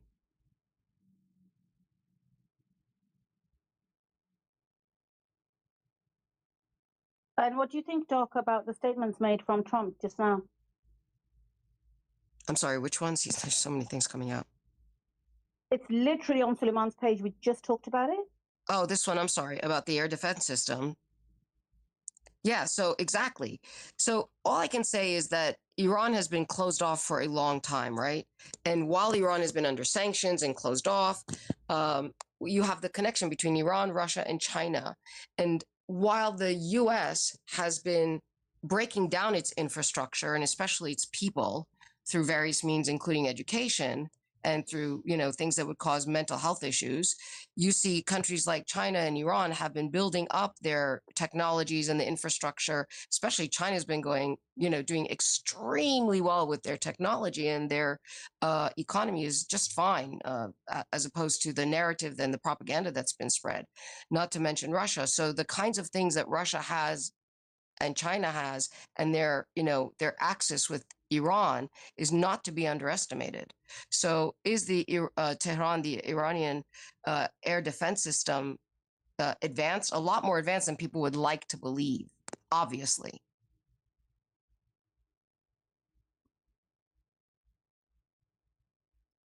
Hey, I was going to By the way, comment something. Iran has always been a country that has really promoted education and technology, et cetera. So it's, you know, they've been behind so much cyber hacking. And there's some talk lately, I don't know if you guys saw that some of the cyber attacks are going through cell phones in Israel, et cetera. So it's unsurprising that the technology is extremely advanced at this point there. Some more breaking news. Trump is probably put a short on crude oil because the U.S. crude future rise. So he's put a long on this, right? U.S. crude oil futures rise following Trump's statement on evacuating Iran. Simon, you there? Hello, yep. Do you want to explain? Well, I know what the answer is, but just for the audience, do you want to explain that? So basically what's happened is because he's announced, essentially he's telling everyone to evacuate Tehran, that's made oil prices increase. If you can explain to the audience, A, why oil prices increase, B, how that'll impact the market, and C, you know, what else economically the issue, the reason for the implications behind it. Yeah, it's more a short-term trade. So in general, like if this was actually a formal declaration of war and US was actually going to go to war with Iran, you'd expect oil prices to go up to something like $120. I'm just going to look at them right now and see what the latest price is. I don't know, Joe, have you got it in front of you? I just need to look it up. I can look it up at the same time. But in the short term, there's lots of opportunities for market manipulation, and we've seen that throughout Trump's using Truth Trump Social. loves that. Sorry? I said Trump loves the market manipulation he really does. Getting rich. Guys, I was gonna. You know what, Trump, you know he's greedy. He's all about making money in the market. So as long as you know what he's gonna do, you'll make money. Yo, can you guys hear me? Yeah, we can hear you now. Yeah. No. So I just sent out a tweet to what you guys had written about Trump saying that Iran should come to the table or whatever, and you know, this is where we have to start being realistic here, right? And anyone that's in here that's an American, I think you guys can kind of empathize with me as I say this. The reality is that we kind of fucked ourselves up here. We shot ourselves in the foot. And, you know, they were going through rounds of negotiation. I think they were on the 6th round of negotiation. They had a planned meeting in Oman on Sunday. And we basically allowed Iran to get their guard down, and Israel used that opportunity to sneak attack them. So diplomacy is a door that's pretty much closed at this point. You know, I don't think the Iranians will even come to the table, let alone try to negotiate anything when it comes to a nuclear deal at this point, because, you know, the whole reason why this thing was kind of doomed from the start was because enrichment, like the U.S. saying like you can't do any enrichment, that was a non-starter for the Iranians, and rightfully so, right? I got to be objective here and be critical of even my government. Trump ripped up the nuclear deal in 2018, so what's to stop him from doing another deal and then ripping it up later on down the road? So not only has Trump shown that he isn't, you know, to be trusted when it comes to a nuclear deal, but he also conducted his negotiations in bad faith and used it as a ploy to allow the Israelis to attack them. So there's no fucking way they're coming to the table at this point. And then this operation that they conducted, they did a bunch of assassinations on high-ranking people in the military. They killed a bunch of nuclear scientists through precise strikes. They had Mossad behind enemy lines. This has been, you know, a very embarrassing ordeal for the Iranian government. Granted, they were able to recover fairly quickly, given the fact that they were attacked on like almost damn near a Pearl Harbor level. But there is no fucking way they're coming to the table now. And for Trump to even say, oh yeah, you know, we can go ahead and maybe give you guys a better deal, but uranium enrichment is still, you know, off the table, they're going to say, fuck you, because all we've done is we've hardened their resolve to continue their nuclear program. We've done nothing to prevent them. We've only enabled it. And now they're looking at it like, okay, now we're absolutely going to make a bomb, or we're absolutely going to enrich at a higher level because the Americans can't be trusted. And, Israel conducting this operation has just added more fuel to the fucking flames. And you know, we got to start being honest and criticizing our government here and saying, look, if you guys actually want peace with Iran and you guys want it where them and Israel can maybe come to some kind of agreement, we got to be realistic when it comes to diplomacy. And telling them that they can't enrich uranium is just not going to happen. That's a non-fucking starter. So yeah, just looking at the price of Brent crude oil, it's come up slightly to $70 off a low of about 68. The market's not taking Trump's tweet or True Social post as a credible threat. So the market's not interpreting it as a credible threat at the moment. Yeah, and we know that Trump likes to talk a big game, you know, whether it was the tariffs or him, you know, making comments or whatever. He likes to kind of say things and sees how the media reacts to it. But, you know, this is like, we just got to start being honest and realistic with ourselves here, man. The Iranians are never going to do a deal with this administration. That door is fucking closed for the next 4 years, man. And honestly, the Israelis only have themselves to blame.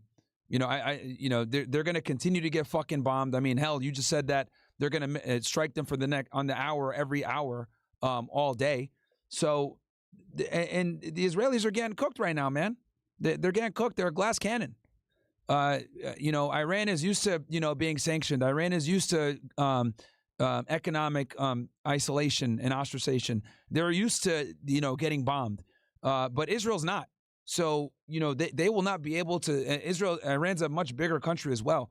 You know, Israel will not be able to, you know, tolerate continuously getting attacked like this. You know, I'm sure they're already starting to have second thoughts or trying to, you know, well, we already know that they're begging the United States to come in and intervene.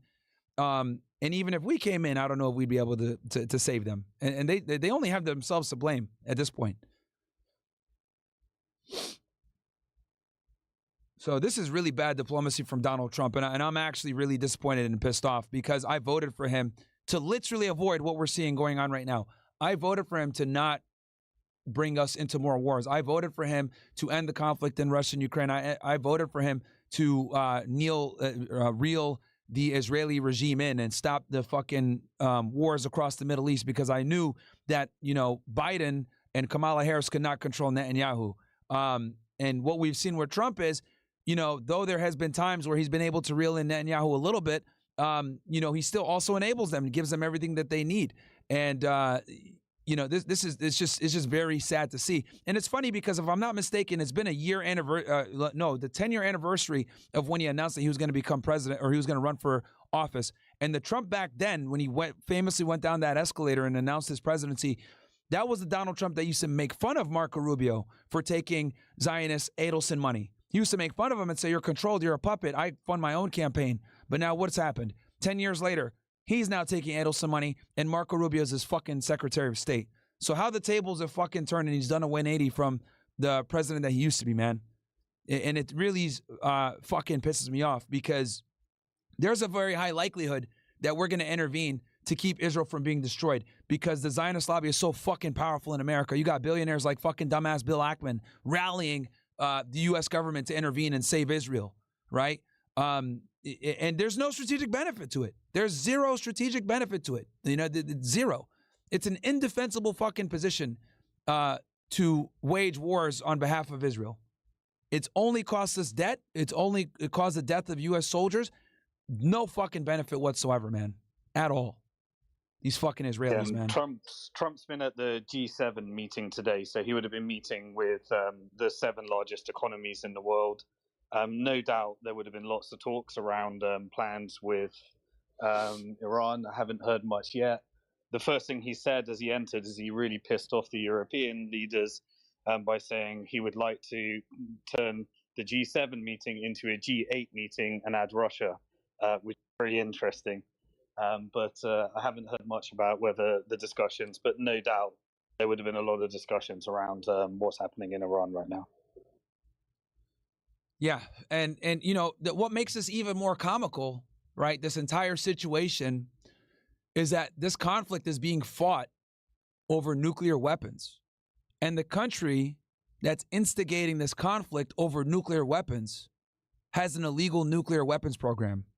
It's like peak fucking irony. It's like comedy to me, I think if the American public knew that Israel has an illegal, unacknowledged nuclear program that was sustained through the theft of American technology, support for Israel would literally drop off precipitously overnight. It's just that most Americans, number one, don't even know they got nuclear weapons. And then number two, if they do know, they don't know how they got them and how they illegally got them. So for Israel to sit there and wag the finger at Iran and say, you can't have nuclear weapons, and we're going to go ahead and get the United States to also help us with making sure that you don't have nuclear weapons, is comical at best. Because we've seen Israel start far more conflicts than Iran has, right? So we'll see what happens, man. Like, and the thing is, too, it's not illegal to have a civilian nuclear program. It's not, right? Iran is a sovereign nation. They have a right to defend themselves, just like Israel has a right to defend itself. And if we're going to sit here and play the game of, we were attacked, Article 51, blah, blah, blah. Well, in this case, Israel did the same exact shit. They attacked them first preemptively. So Iran also has every right to defend itself. So, if we're going to play that game, then we got to play that game across the board with everybody. But for some odd reason, when it comes to Israel, we throw the rules out the window. When it comes to nuclear weapons, we throw the rules out the window. When it comes to Security Council at the UN, we throw the rules out the window. When it comes to ICC arrest warrants, we throw the fucking rules out the window. When we talk about sanctioning Israel for their fucking war crimes, the rules get thrown out the window because we run cover for them economically, diplomatically, and militarily. It's fucking ridiculous. And right now, we're on the cusp of what's going to happen in the Middle East for the next 50 years. I tweeted this earlier this morning. This week is going to dictate the Middle East for the next 50 years. This week is going to determine whether Israel becomes and stays the hegemony in the Middle East, or if Iran continues to survive and challenge Israel's authority in the region and stop them from becoming the greater Israel project. And the thing is, I don't really have a dog in this fight. They can go ahead and keep fighting each other. My problem is, I don't like the fact that we're probably going to have to get dragged into this fucking thing in Iraq Part 2. And we saw how much of a monumental failure Iraq was. Huge failure. We're talking about 200,000 soldiers going in, weeks of airstrikes, trillions of dollars spent, 1 million people killed between American soldiers and innocent Iraqis. For what? To take Saddam out of power? And now look at Iraq. It's worse now than it was before. Because anytime you you try to affect the regime change, you basically create a power vacuum. When you create a power vacuum, just the strongest rebel group wins. And that a lot of the times these rebel groups hate America even more so than the dictator that was there in place. Look at Libya now, right? Shambles. You know, when Gaddafi was there, at least there was some semblance of order, right? And the other thing, too, I think the European world needs to pay attention to this. Gaddafi prevented mass immigration into Italy and into Western Europe. Since Gaddafi's been killed, what's happened to Western Europe? It's been completely overrun with Northern African fucking immigrants. And now their streets are riddled with crime. Spain, Italy, the UK, etc. All of these Western European countries have absolutely been invaded by third worlders. Gaddafi used to keep, he controversially, he got in trouble for this, but he used to literally say, if anything ever happens to me, Europe is gonna be overrun by Africans. And he was fucking right. People could go ahead and make that, say that's a racist comment or whatever, but it's true. He actually did keep mass immigration from destroying Europe. But now that he's gone, the past 10, 15 years, we've seen unprecedented levels of illegal aliens entering into Europe. So it's better to have the enemy that you know than the enemy that you don't know. And what we're seeing here is just fucking retarded. Because if we actually did affect regime change, what's going to happen in Iran? Well, we're going to put in a fucking another retarded Shah? They're going to fucking uprise and get him out of there too, just like they did in 79. You know, U.S. intervention, ironically enough, has what's created this mess that we have. When they had Mogadesi in 53, their first democratically elected leader, who was a secularist, right? He wanted to nationalize the oil. The UK and America and Israel couldn't have that. We fucking ran Operation Ajax. That led to him being destabilized and the country, you know, being overrun. And then that created the perfect vacuum for the Ayatollah that's currently in power to take over and lead to the Islamic Revolution in 79. So our intervention simply doesn't work. It creates bigger problems. So I don't know, man. Don't forget that ISIS. What? Sorry, what was that, Simon? Hold on, I can't hear you. Let me refresh my page. Maybe it's me. Give me 1 sec, Simon. I'm going to refresh my page. You guys were able to hear all that, right? I hope.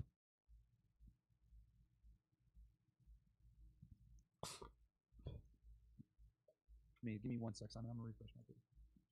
Yeah, no worries. I was just saying that ISIS. Hey, Sully, check PM. Check PM, Sully. Yeah, of course, I'm going to check it right now. I mean, I just want people to reflect on how mental the statement of Trump is. It's the second to last tweet in the nest, but what's said and how bad it is. Extremely, extremely mental. Just bang out of order.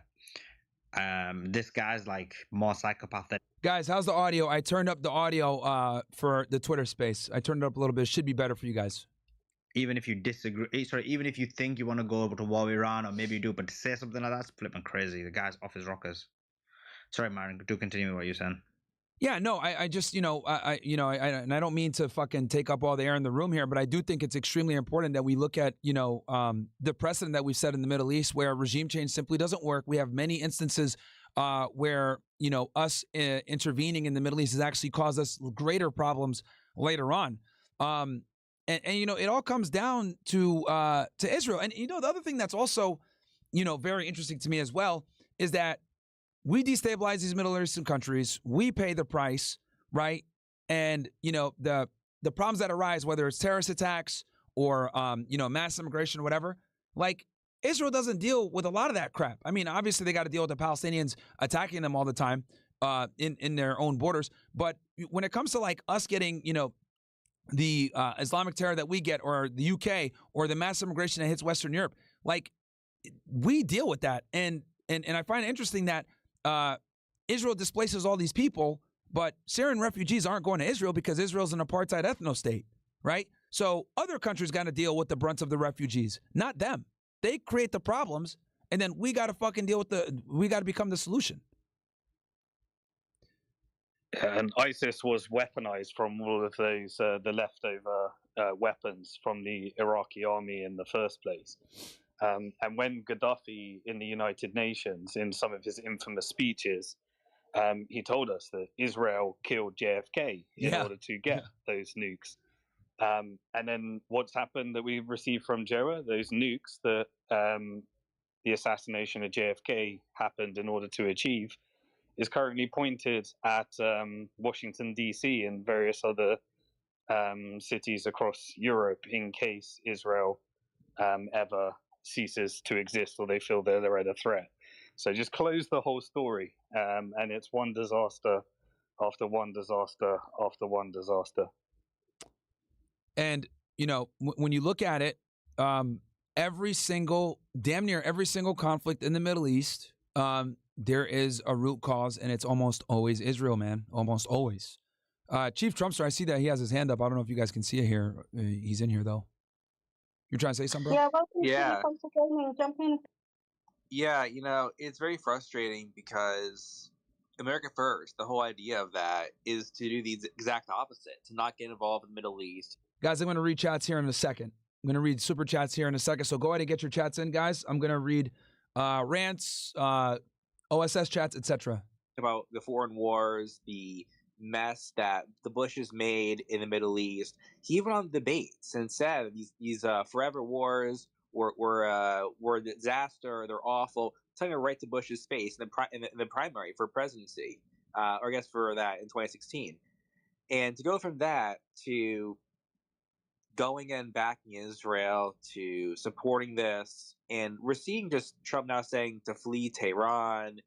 He's obviously there's been a very big disconnect here from what he was saying in 2015, the person he personally ran as in that time period to now. It's totally different.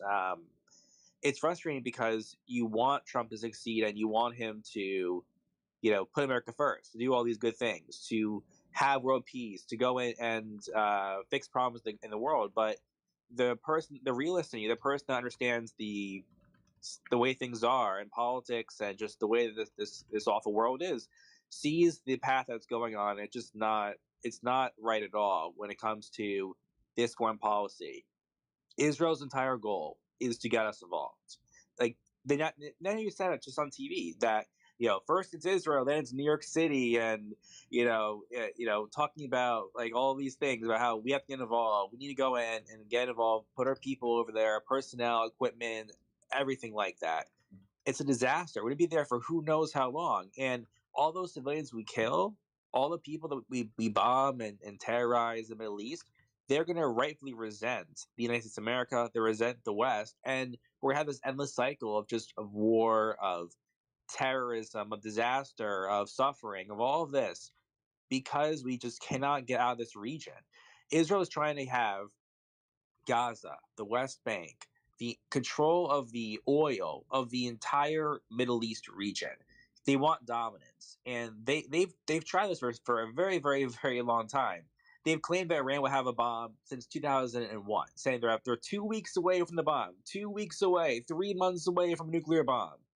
And now they're saying this exact same message all over again, and hoping you all forget this. And we're going to be dragged into this war, trying to stop this nuclear bomb they're building, and it's 2 weeks away. Stop the spread of the bombs.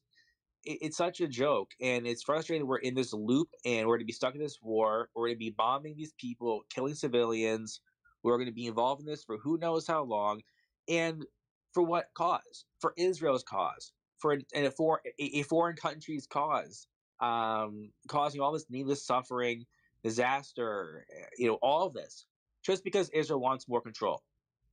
It's ridiculous, and it's very sad to see a America First idea go from no foreign wars, no intervention, no Middle East nonsense, to supporting them, moving their freights over there, getting ready to go and support Israel in this war. It's a loop, and I feel we're right now we're at the cusp of this forever war, and it's gonna get worse from here. Unfortunately, I'm very not Molly blackpilled, but I just looking at the way things are, and I see the reality of it, and it's just frustrating to be this loop and kind of screams the void and say it's happening all over again, and just we're helpless. It's not helpless, but we're pretty much in a spot where our current leaders and government are aligned with Israel. All right, let's go ahead and see what Charlie Kirk has to say here. I'm going to read some of the chats, guys, and then I'll go back into the space because for some odd reason it won't let me mute the tab. Let me go ahead and look here. Oh, hold on one sec. Let me fix the camera.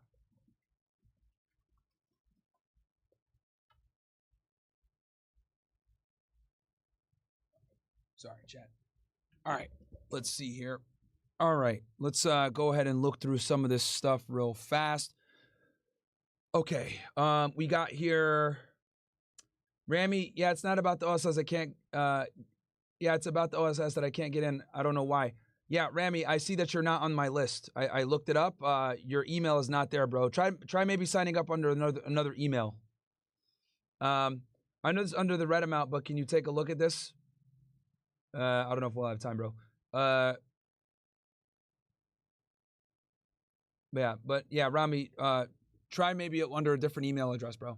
Let me go through, make sure I read any chats that I missed here. Way of Vic gives $1. This is from U.S. Everyone should immediately evacuate Iran. Yep, I saw that. The Way of Vic says, what do you think Iran is thinking? I don't know. 3 Diglets. Myron, I think we should play Heal the World by MJ Live on stream. This war is crazy, and the song is the first step in helping everything get back to normal again. Let's play the seed, bro. Hey, man. Hey, I don't know. 3 Diglets, I think we're cooked, bro.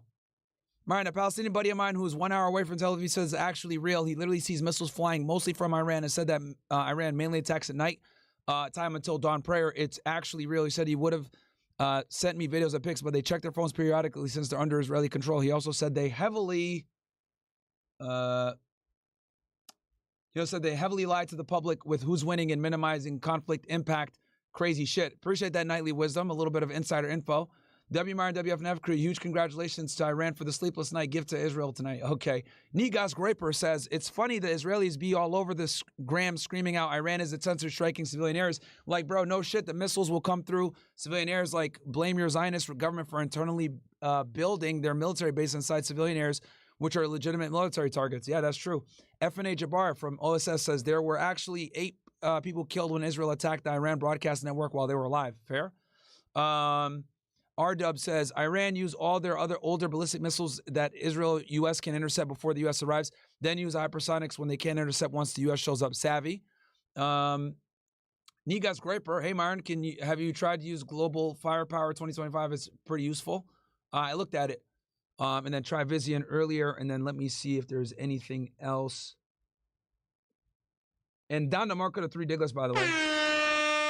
And we got Infantry Mindset gifted a sub to Aflac. My Ninja Monkey gifted a sub to Luces. Desert Joe gifted 5 subs. Thank you so much, Desert Joe. And I think we're caught up on the chats. Let's go ahead and see what Charlie Kirk has to say here. He posted this 34 minutes ago on X. Let's see. Take out the mullahs, knock them out. You got John Bolton who's getting a little excited. Let me translate for you right now. He writes in the Wall Street Journal, and you guys know I'm pro-Israel. I don't think I need to prove that any further.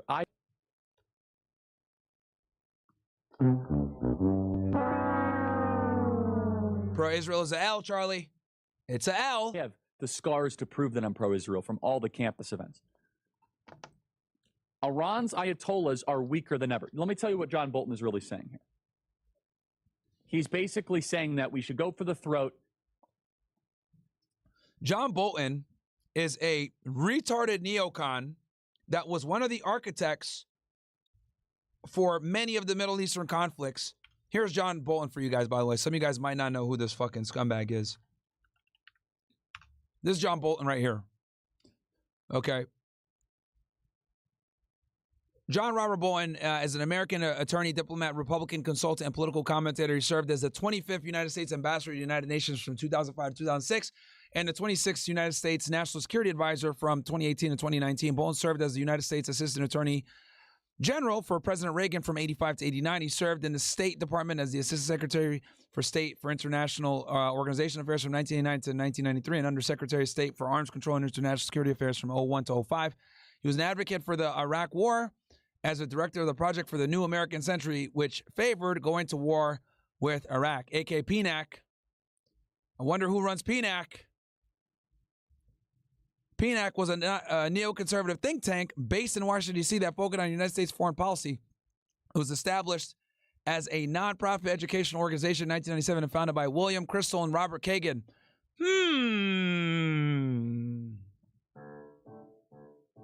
William Crystal? Oh, interesting. Okay. Who's the other guy? Robert Kagan? Okay, let's see who's this guy. Oh! Wow! Interesting. Well, would you look at that? Okay, who else was in this thing? So, of the 25 people who signed the PNAC's founding statement of principles, 10 went on to serve in the administration of U.S. President George Bush. Oh, Dick Cheney, we know who is. Oh, Donald Rumsfeld. Okay, yeah. Oh, Paul Wolfowitz. Oh, this guy. Who's this guy? Oh, again. Wow. Interesting. Man, every single time, huh?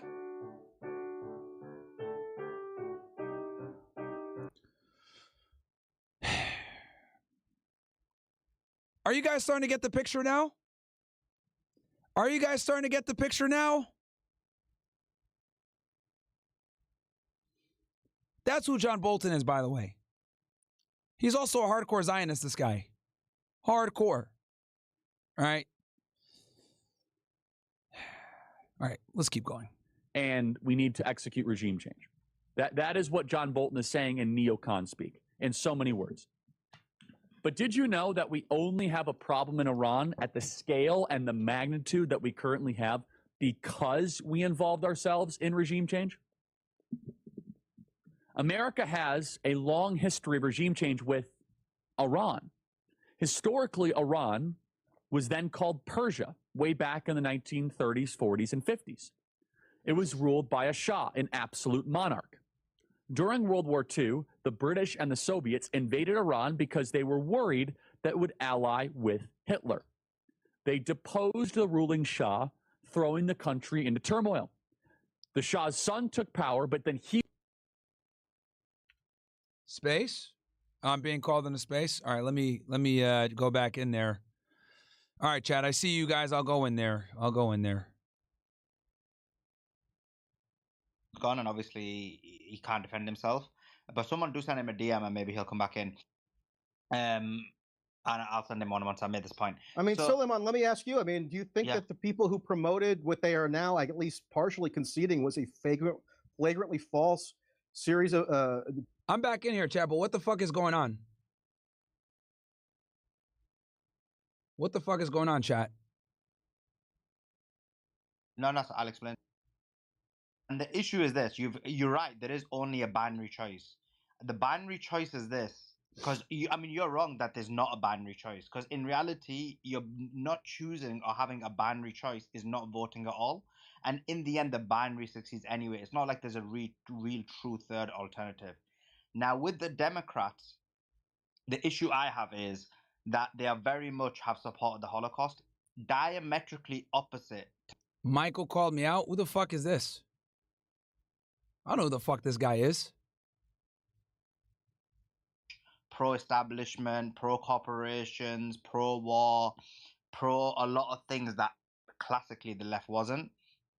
And you've seen the complete destruction, implosion in the left. And I thought that actually the left needs to lose, or Democrats need to lose, in order for them to realign their positions a bit more and a lot more better. Because in reality, we're not going to change anything. If it was Harris or Trump, both, I would have continued the war and the genocide. And with Trump, there was this small hope, slightly smaller hope, that there would be some kind of peace in the situation that, and I'll explain to you why. A hope based on what? I'll explain to you why. It's just based made up.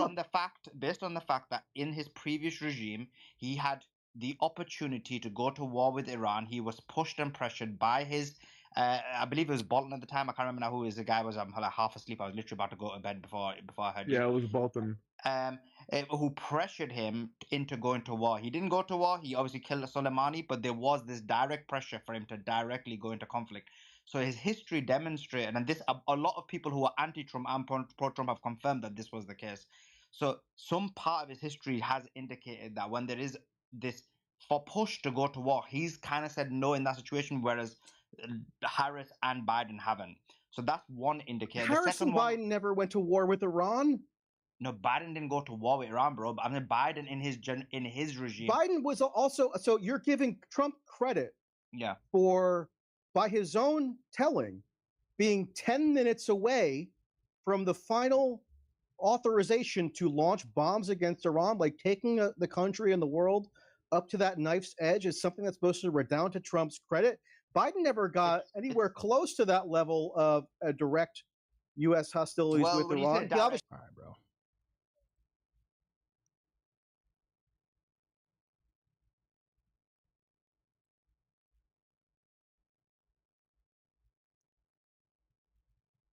Let me translate for you right now. He writes in the Wall Street Journal, and you guys know I'm pro-Israel. I don't think I need to prove that in so many words. But did you know that we only have a problem in Iran at the scale and the magnitude that we currently have because we involved ourselves in regime change? America has a long history of regime change with Iran. Historically, Iran was then called Persia, way back in the 1930s, 40s, and 50s. It was ruled by a Shah, an absolute monarch. During World War II, the British and the Soviets invaded Iran because they were worried that it would ally with Hitler. They deposed the ruling Shah, throwing the country into turmoil. The Shah's son took power, but then he was overthrown too. Iran came under the rule of a prime minister who had a lot of popular support. But to be honest, he was kind of a communist. He wanted to nationalize the oil. His name was Mossad. For all you retards that are saying he cooked me, bro, you want me to just sit in there and let them? They're gonna argue the whole fucking time, bro. Like I'm just gonna sit there like a fucking retard. Oh, let me just wait so I could talk to this fucking nobody on fucking Twitter. The fuck, bro? Like that. He was not a great. They're clearly in the middle of an argument. I'm not gonna fucking just jump in there. Guy. He basically tried to make himself a dictator. He tilted retarded ass niggas. I went in there and his dumb ass is sitting there arguing with fucking Sulaiman. I'm not gonna just sit there and listen to that shit all day. Towards the especially when I was in the middle of doing something. Soviet Union, and he was hostile to American economic interests. So our leaders got in their heads that they should overthrow him. So they said, this guy is bad. How could anything get worse than Mossadegh? But he was largely secular.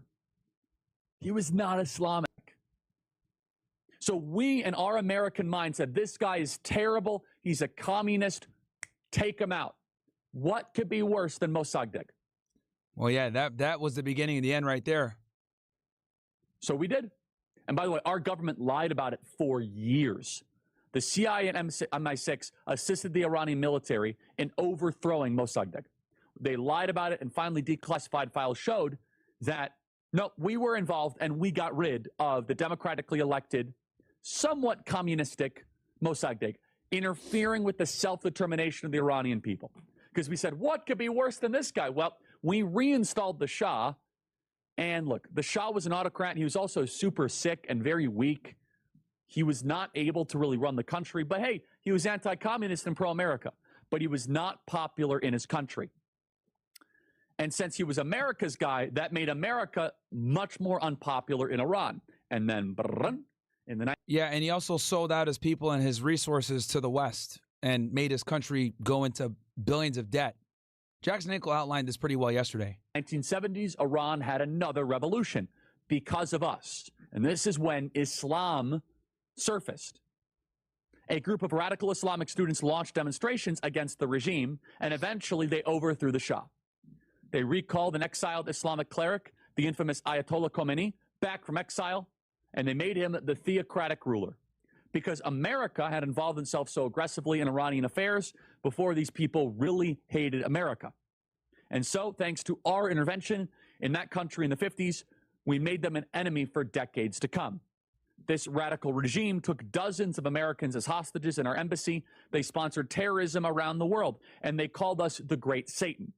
The moral here is that we should not invade Iran, and we should not support regime change. Sometimes you get something way worse. Like Iraq, you get ISIS. Libya, you get civil war. This has unforeseen and often disastrous consequences. And that's why we should avoid reckless regime change wars when we can. Very often, you get even worse than what you used to get. And right now, if you have regime change... So he's saying exactly what I said. Regime change never works. In Iran, what do you think you'll get next? You have a regime change in Iran. Yeah, you're going to get an even more radical government is what you're going to get. You had two significant wars, one genocide, one war. it does have some kind of basis for one to make that kind of indication. And one would think that actually, in reality, when you look at the Democrats, I think that when you know that there's only a binary choice and you know... Chat, they're still going, bro. They're still fucking going. Going to do the exact same thing.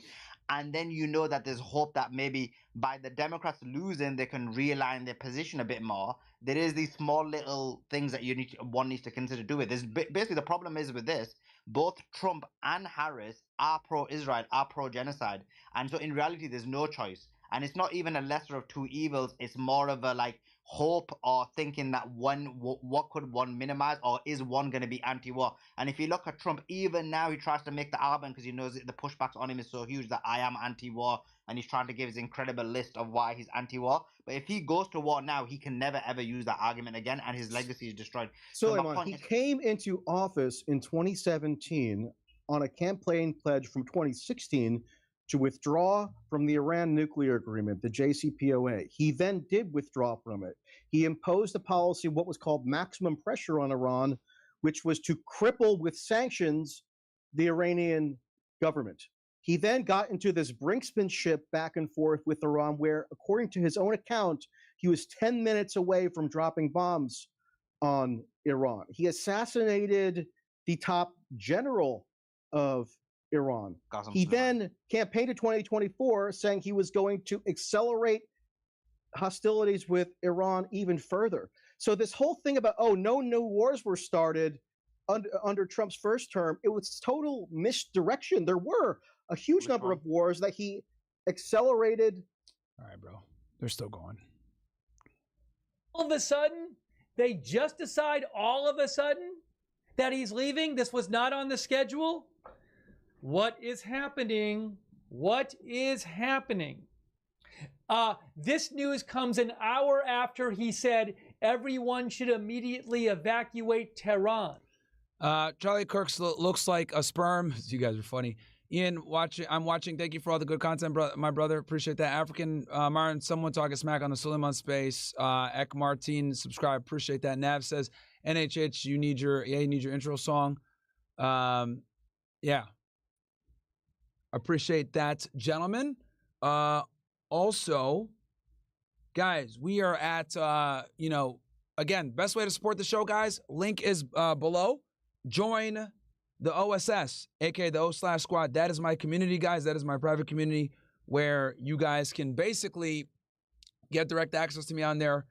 You get all your super chats read, whether you donate $1, regardless of the minimums. And it is how I'm able to keep the show running the way that I do at a high quality, despite being demonetized on YouTube for 2 years. It's only $4 to join, man. It's the best way that you can support. Unlike other YouTubers, they would have all been fucking cooked by now. But we're still cooking here because, of people supporting the mission like you guys. So click that link. Join the OSS. Only $4 to get in, guys. We're about 630 strong. This is really big news. Very big news.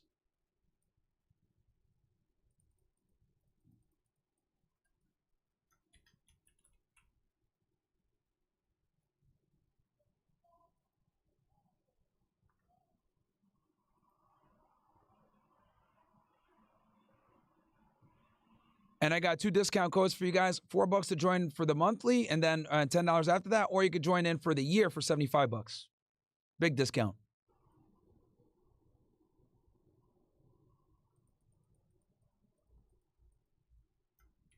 Wow. Trump is going to leave tonight after dinner with the heads of state. Wow. That comes from Caroline Leavitt, the White House press secretary. He is suddenly leaving G7 to come back to...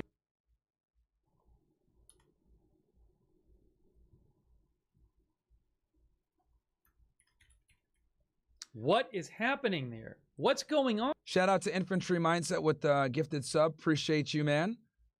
My Ninja Monkey also gifted a sub, and Cub also. Shout out to all you guys, man. Appreciate you guys on Kick. We're live streaming on all the platforms, as you guys can see. Rumble, YouTube, Kick. We're all over the place, man. Taking over, chat.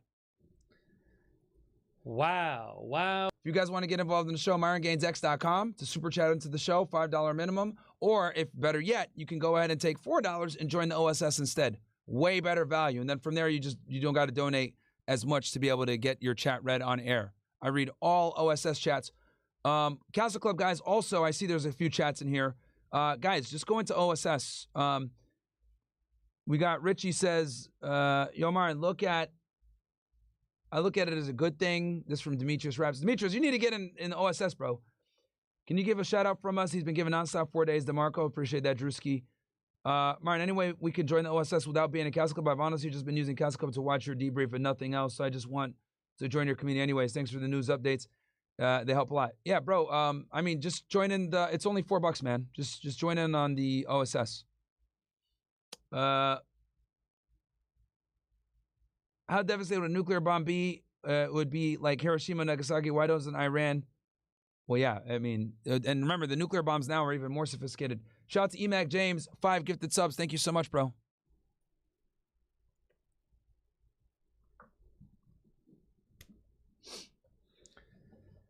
Here, I'll join the space on the other side, see what's going on. I don't know what's going on. I don't know what's going on. But that's all I have to say is what's right there. Those two posts right there on the screen.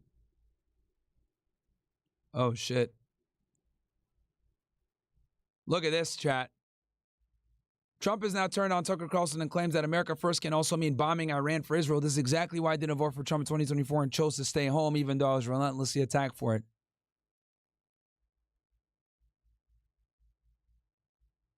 Damn, this is not good. Somebody please explain to Kooky Tucker Carlson that Iran cannot have a nuclear weapon. Bruh, here we go.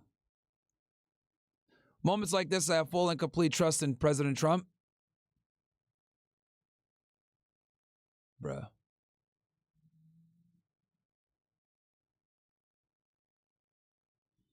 Bruh. This isn't good, man. Breaking. U.S. fighter jets participating in airstrikes on Iran, according to Israeli Channel 14. Oh, my God.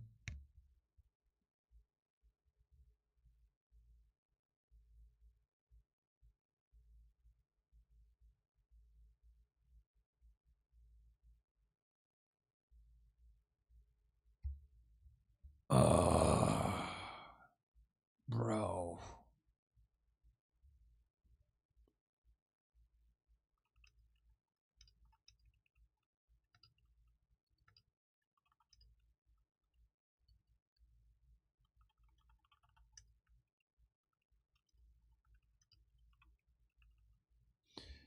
Wow.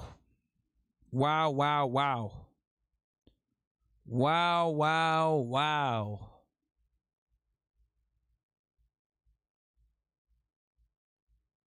Wow.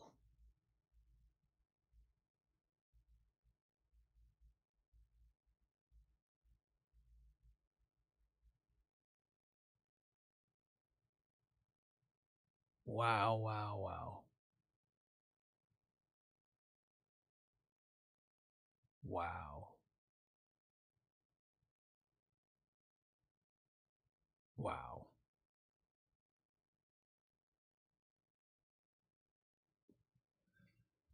Ah, man. Chat. I think it's official, chat. I think we've officially entered, guys. If what Dom said is true.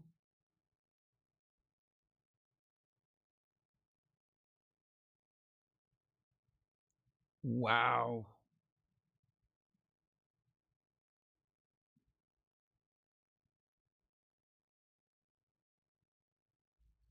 And of course, look at this shit, bro. Dude, you know, this is how you could tell. Look, bro, it is so crazy, man. Like, look at this shit.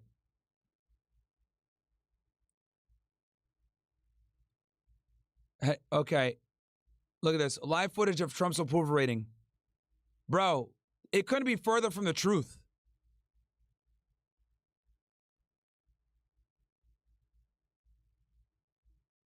Bro, this is what I mean when I say we got like magatards, man.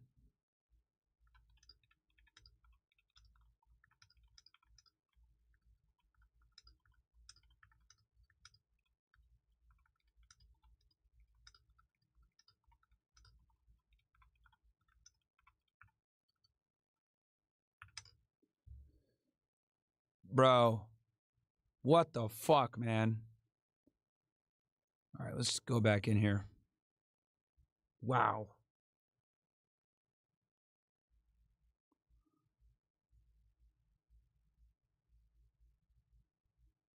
Hold on, why is this?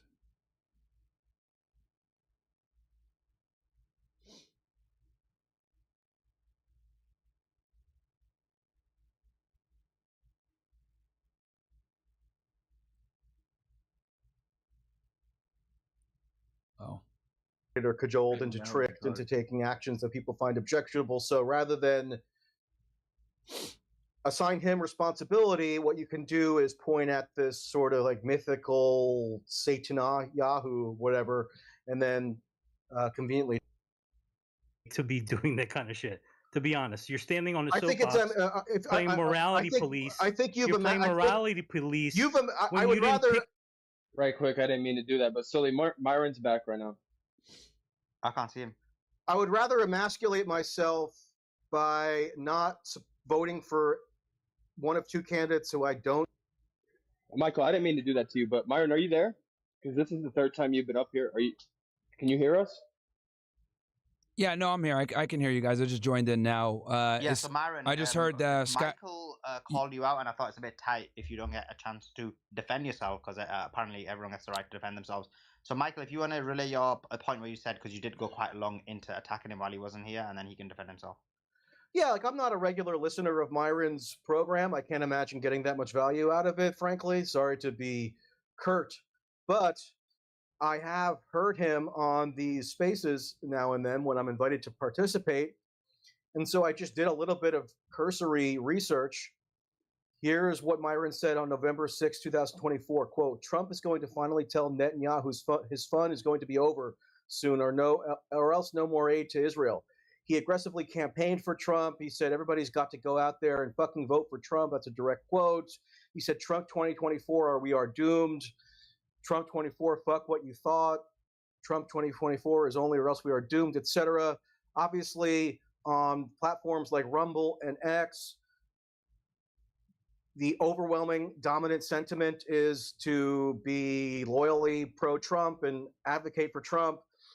And now to act like there's some major betrayal that happened or that this sequence of events was not foreseeable is just totally delusional. And I just think that people in the alternate media, Myron just being one of many examples, who if they're now effectively conceding that the narratives that they were pushing all throughout the 2024 campaign and probably later were flagrantly wrong and deceptive if they created the impression that Trump was somehow secretly anti-war and was going to restrain Israel, and that it was just unfathomable that something like this Iran catastrophe could come about. I think people need to take some responsibility for their deceptions. And if it wasn't a knowing deception, if you deceived yourself because you couldn't analyze the overwhelming abundance of evidence that was in the factual record from Trump's first term, from the 4-year period when he was out of office, and the nature of his 2024 campaign, when, for example, he publicly called for enabling Israel to strike Iran's nuclear facilities. He threatened to bomb Iran to smithereens. He immediately stacked his incoming administration with longtime interventionist hawks, such as Marco Rubio, who's now not only Secretary of State, but also de facto National Security Advisor, and whose record on Iran policy could not be more unambiguous.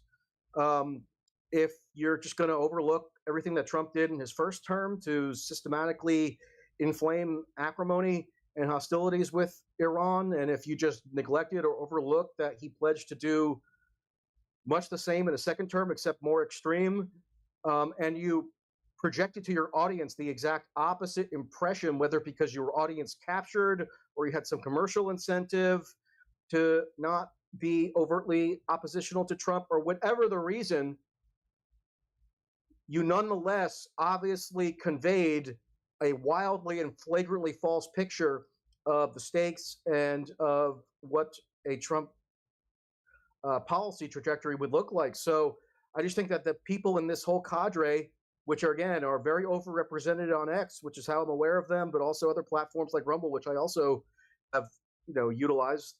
They need to take some responsibility for once, rather than just barreling on like your authoritative sources on anything in terms of American political affairs. If you could have gotten that egregiously wrong, like, have some humility for once.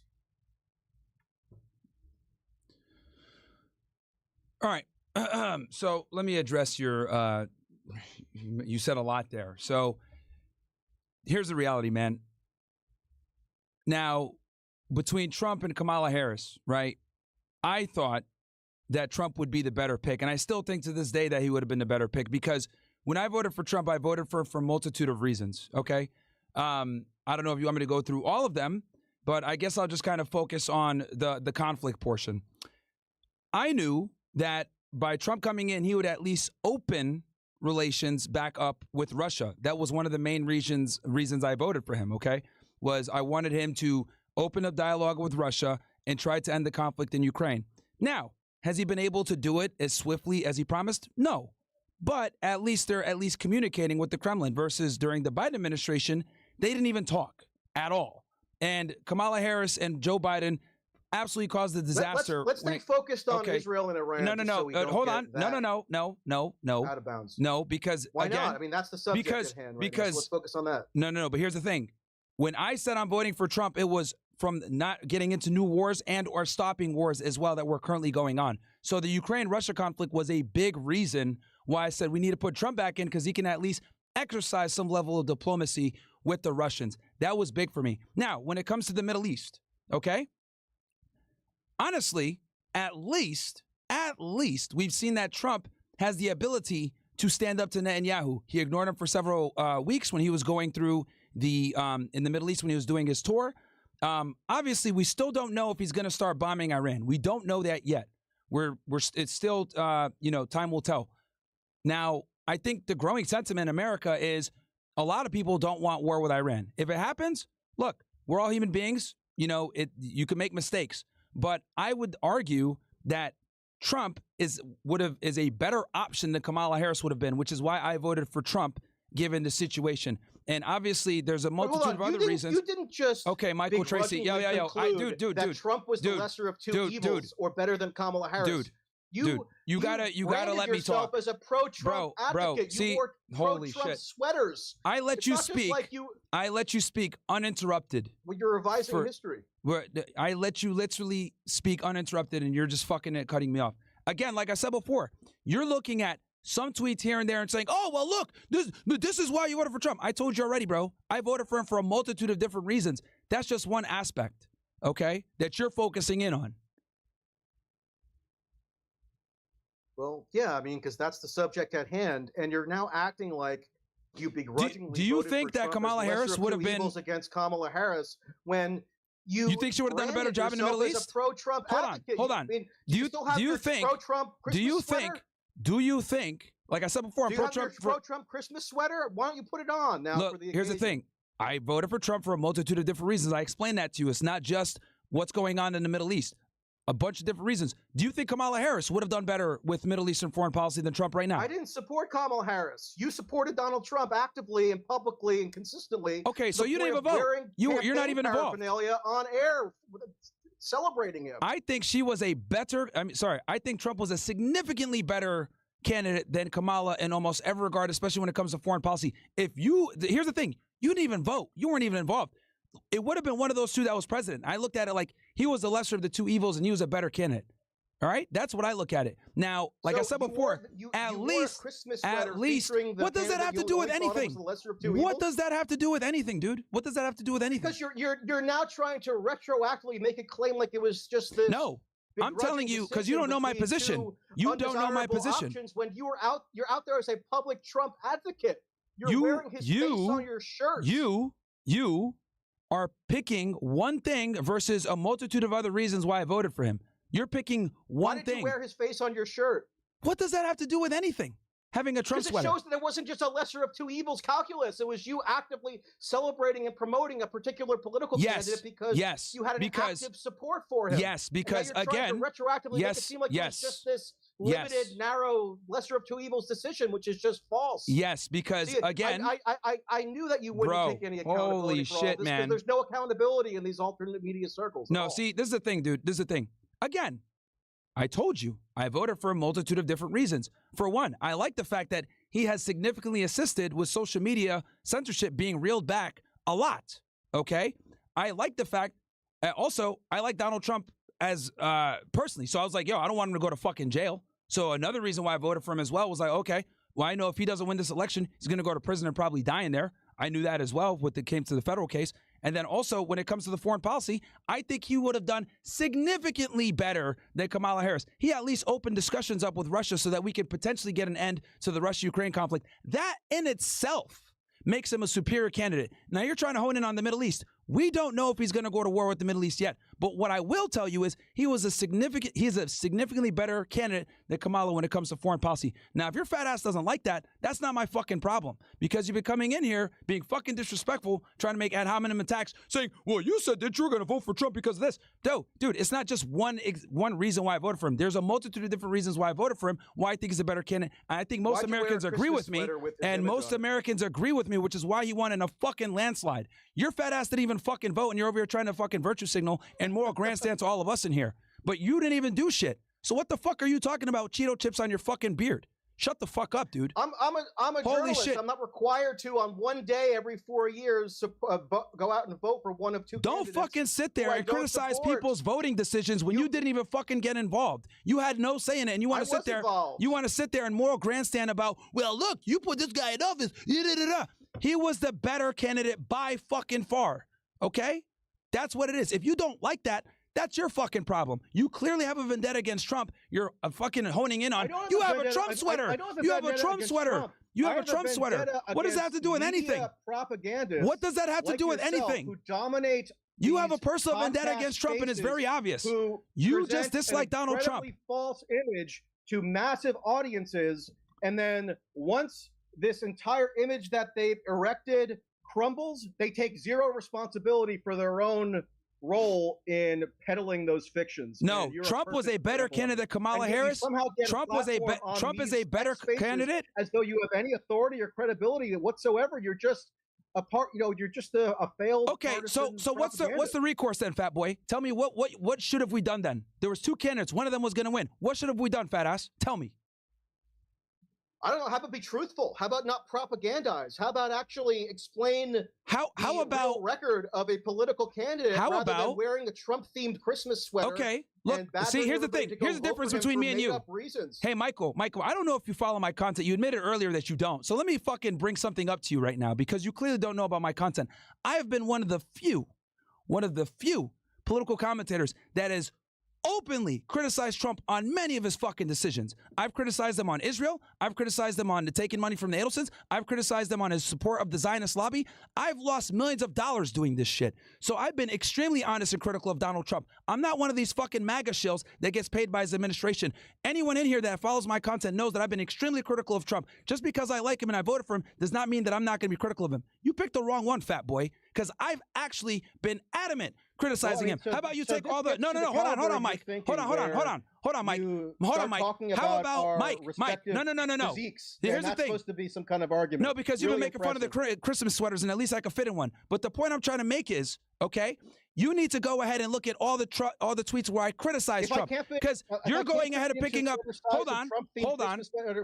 Where maybe I will lose 20 pounds, and then I could. Hey, fat boy. The level of again, credibility. Because no, you're getting embarrassed right now. Because here's the reality: you're picking one tweet I said where I said Trump is the better candidate, which I stand on that. He is the better candidate. But you have not seen all my tweets where I've been extremely critical of Trump. It wasn't just about him saying he's a better candidate. I've developed a whole persona around advocating for Trump and celebrating and mystifying Trump. Bro, dude, again, I picked Trump because he was the better candidate. I think he's better on foreign policy, and that's been fucking proven just off of him talking to Russia alone. He's a better fucking candidate because the Biden administration didn't do so. And that was who was basically going to get in, where Kamala would have continued to not talk to the Kremlin. That's number one. Number two, I've been critical of Trump significantly. I tweet almost all the fucking, like damn near every day. I cover something about Trump and I will criticize him if I need to. I'm not one of these MAGA retards that sits there and says, oh, I love Trump no matter what he does. You picked the wrong one, dude. I have been extremely critical of him. So if you're going to go ahead and take a tweet from 2024 and say, oh, look, you endorse Trump here. How about the hundreds of tweets where I've criticized them on foreign policy? I've criticized them for being owned by the Jews. I've criticized them for being owned by the Zionist lobby. I've criticized them more than I've praised them. So you picked the wrong one coming in here saying, oh, bro, you were wearing a Christmas sweater of Trump. And I like Donald Trump. I do, but I'm critical of him as well. That's fealty. That's just boosterism. That's aimless promotion of a politician based on a totally false depiction of him that you were peddling to your audience. Michael, can I just give some breaking news and I'll give it straight You're being completely disingenuous here in your arguments. So Trump has posted a few more posts on Truth Social. He said, America first means many great things, including the fact that Iran cannot have a nuclear weapon. Make America great again. And earlier he posted, somebody please explain to Cookie Tucker Carlson that Iran cannot have a nuclear weapon. Israel Channel 4 News have claimed that Trump is expected to sign an executive order within the next few hours to formally join the war. So those are just the latest and breaking news. That's the last one's by Israeli media. Sorry, Mike. Yeah, so the other thing I want to say Myron, too. You were spot on when you said in November of 2024, not like decades ago or in some ancient times, that one of the reasons why everybody should go out and vote for Trump, according to you, is that he was going to finally rein in Netanyahu. Okay, wow, that was really on the mark. I'm so looking forward to following the rest of your incisive Rumble analysis. Because you have such an impressive here's the track thing. record of correct You're so honed in. You're so honed in on the Israeli angle. Again, I voted for Trump. Let me go through this because we're talking about a war that's erupting in the Middle East. You idiot! Of course, that's what we're honed in on. Hold on, fat boy. Okay, hold on. When I voted for Trump, I voted for him for multiple reasons. Number one, helping with the free speech when it comes to social media platforms, which has happened. His being tough on the immigration, which he's done. Shut down the border. We're seeing deportations, a significantly better immigration policy than what we saw under the Biden administration. I also voted for him because I knew that he would at least open up dialogue with Russia and try to potentially end the conflict. He's doing that right now. Yeah, and you keep starting over the issue, why we're having this because you're ignoring the fact you're ignoring the fact that I voted for him for more than just one issue. I'm not a single issue voter. I voted for him for multiple different reasons. Well, one of the issues that you claimed you were voting for Trump based on, and that you advocated others vote for him on, was that he was going to constrain Netanyahu and tell him his fun was going to be over. Yes, here's the thing. Wrong about that, he would have done. He's doing better on Netanyahu than Kamala Harris would have, and I stand on that. So he told Netanyahu that his fun is going to be over and no more aid to Israel? No, I'm telling you that if Kamala Harris got in, if Kamala Harris got in, responsibility at all for the falsehoods that you spew, you then go back to this. What would have Kamala Harris done? What would have Kamala Harris done? Yo, Mike, see, here's the thing. See, here's the problem. You're going ahead and saying, oh, well, you said X, Y, Z, blah, blah. What was the alternative? The alternative wasn't better. I picked the best alternative. You said correct or not? You said you encouraged everyone to vote for Trump because he was going to tell Netanyahu his fun is over and no more aid to Israel. So you were wrong about that, correct? Whoa. I never said that there was going to be no aid to Israel. No, now you're lying. Now you're lying. Now you're misrepresenting my position. I never said that he would say no more aid to Israel. We all know that politicians are controlled by Israel and you have to play the game to some degree. I have your exact quote. Trump is going to finally tell Netanyahu his fun is going to be over soon or else no more aid to Israel. Yes, he's going to look, bro. Oh my God, man. I mean, you couldn't be more spectacularly wrong about anything. Again. And yet here you are pretending like you're just unblemished and your political analysis is totally unimpeachable. It's amazing. And then rather than defend any of it on the merits, you pivot, you obfuscate, you insult my physique. No, because you are making it seem because you're making it seem absence of any accountability whatsoever in this bullshit alternative media sphere where people just you just have a vendetta against anyone in the right wing. Look, you have a personal beef, dude. You simply have a personal beef with people that on the right. It's very obvious. You've been mentioning Rumble. You've been mentioning this again. You're coming in here angry at me for one of the many reasons. For one of the many reasons for one of the many reasons I voted for Trump, okay? Again, like I said before, I voted for him for many different reasons, okay? I still think he is doing a significantly better job with dealing with Israel than Kamala Harris would have in the Biden administration, okay? Because the Democrats were doing the same exact shit. It's just that they were trying to look tough about it when they were out in public, but they were giving all the same aid. They were letting everything happen. Democrats were not doing the same exact shit with respect to Iran. That's just not true. Oh, really? Trump came into office and withdrew. And he made them broke. The Democrats he made Iran broke. To Iran. He made Iran broke. You were aware of they weren't able to fund their at proxies. that point? They weren't able to fund their proxies. When Trump was in, Iran was broke, okay? They could not fund their proxies. And those proxies led directly to October 7th. That Trump placed on and they Iran led directly to October 7th. Of revenue. Is that what you're saying? What was that? So you were in favor of the crippling sanctions known as a maximum pressure policy that Trump imposed on Iran because it deprived Iran of revenue to fund their proxies? Is that what you're saying? And it did slow them down. Were such weaklings that they deviated from that policy? Is that your argument now? No. What I am saying is that he significantly impeded Iran's ability. Myron, some more breaking news. This is huge. Trump, this is according to Fox News, so we kind of ignored the Israeli news one, but the Fox News said President Trump requests the NSC to be prepared in the situation room for, it looks like it's likely for war with Iran. And China just ordered its citizens out of Israel immediately.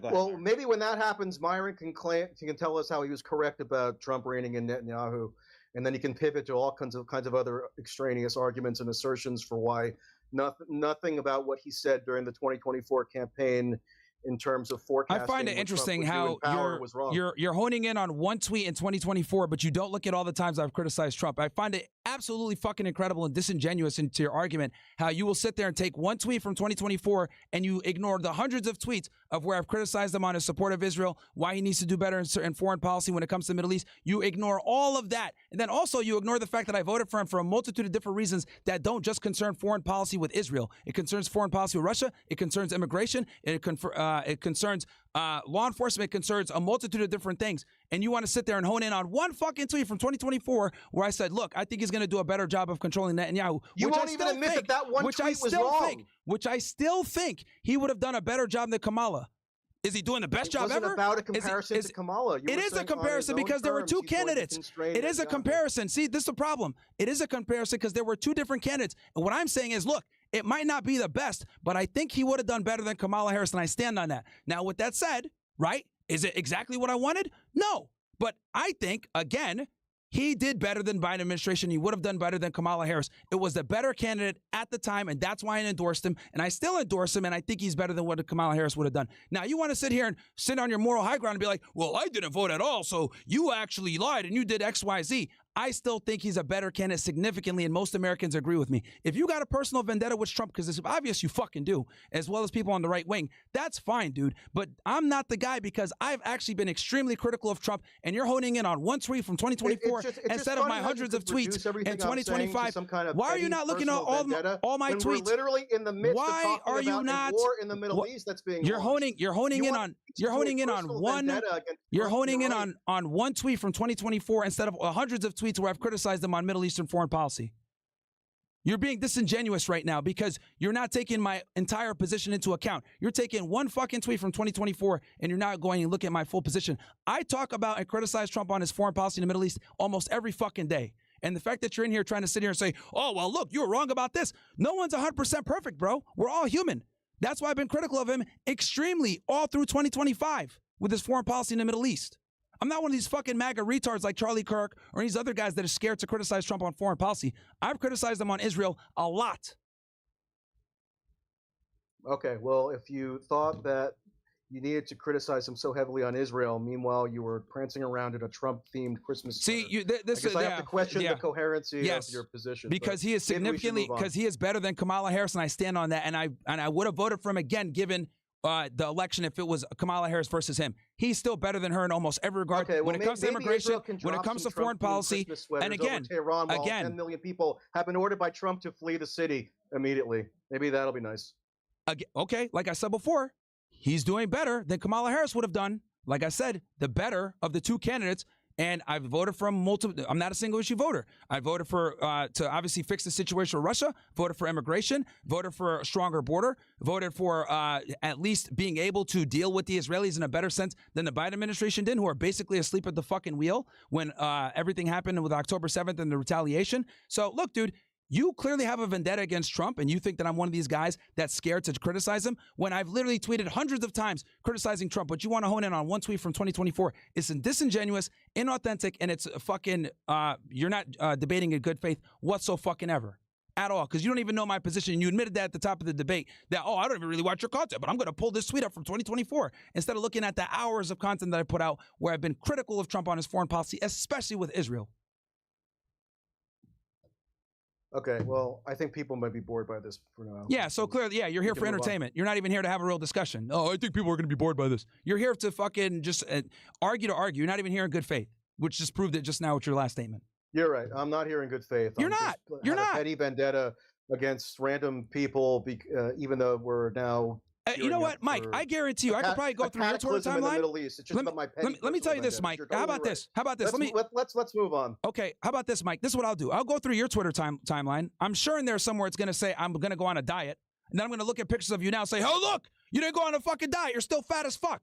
I can use that same exact fucking. See, this is the caliber. But this is how you sound. Thinking, That's how you sound. This is your logic. Your political analysis. This is your totally logic. Incoherent. This is your logic. I could take your dumbass logic and say, oh, look at this tweet from 2024 where you said you're going to go on a diet. And you didn't. You're still a fat Cheeto-eating piece of shit with a fucking neckbeard. But guess what? I could do that too, bro. I could do that too. Let's just move on because, I mean, this is just evolving into absurdity. He can't defend what he does. I absolutely defended it. Talking about I absolutely defended it. You know, losing I'm weight. not a single issue voter. I'm not a single issue voter. Way to spend any more time. So I'm not a single issue voter. That's where you fucked up. I'm not a single issue voter. On immigration. It wasn't about the single issue that you voted on. It was about the systematically and flagrantly false presentation of Trump that you gave to mass audiences. I don't really care that much about how you personally voted. It was about how you contributed, along with so many others in the alternate media sphere, in presenting this totally distorted and now catastrophically incorrect presentation. No, because I tweeted about Trump being harder on immigration. No, Well, here you go again, cherry picking. Or what politicians you choose. No. Here you go, cherry picking. Here you go, cherry picking. How sweet and heartwarming that is. I tweeted about voting for Trump because he's going to be pro-immigration enforcement as well. I tweeted about that. I find it interesting how you completely disqualify all the tweets where I talked about why I was going to vote for Trump on immigration or on border security, on getting ICE more involved with deportations. I find that you totally leave all of that out the picture and hone in on one tweet about Netanyahu. That's crazy, bro. But you know what? I'm going to go find a tweet where you said you're going to lose weight and then bring it back up and say, look, dude, you didn't do what you said you were going to do. You're a fucking liar. How about that? I'll play your game too, fat boy. All right. Good luck. Guys, I appreciate both of you guys and the debate you had. Significant acceleration. It does seem like this guy fucking came in here. You guys saw it. He just came in to fucking debate on bad faith. Like, dude, this is incredible. I'm not a single issue voter. Guy wants to pull a tweet where I said I think Trump is going to do a better job of dealing with Netanyahu, which I do think to this day that he would do a significantly better job. Oh, my bad. Sorry, I'll mute myself, guys. I'm on stream. Sure. My bad. I didn't mean my bad. I was on stream. I'll mute myself. No worries. So, like, bro comes in, right, and says, oh, I'm going to pull this one this one tweet from 2024 where you said he's going to reel in Netanyahu. Okay, cool. What about all the other reasons I voted for him? Oh, yeah, no, I'm going to disqualify all that shit. Like, okay, so he didn't do better on immigration? He didn't do better on foreign policy with at least opening up dialogue? Guys, the Biden administration didn't even talk to the Kremlin for years. They didn't even talk to Putin.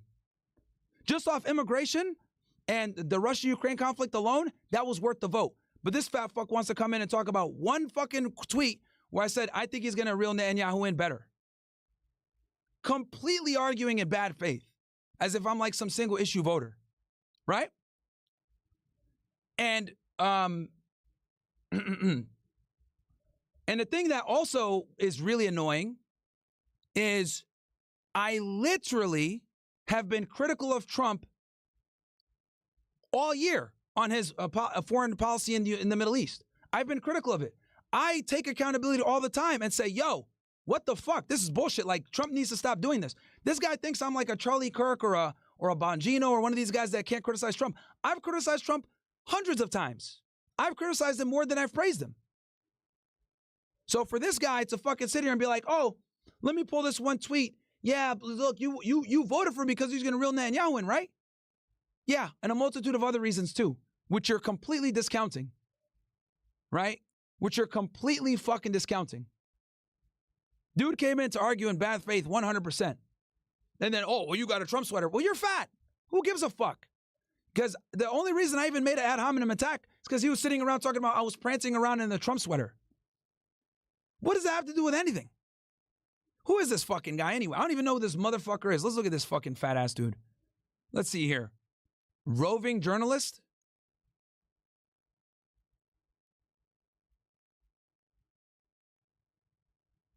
You guys said this guy has a fucking Wikipedia?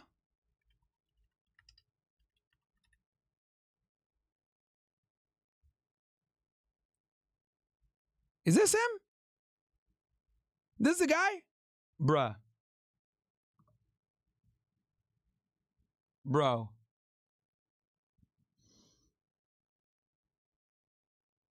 What the fuck, man?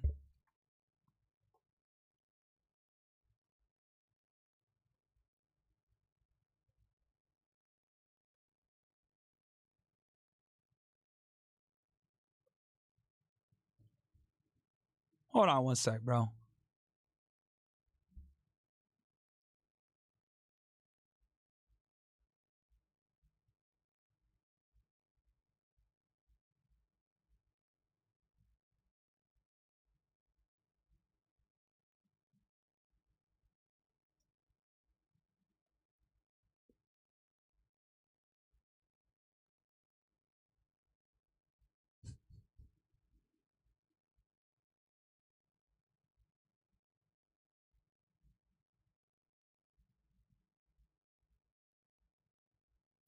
So this guy didn't even vote. And he's over here trying to talk shit.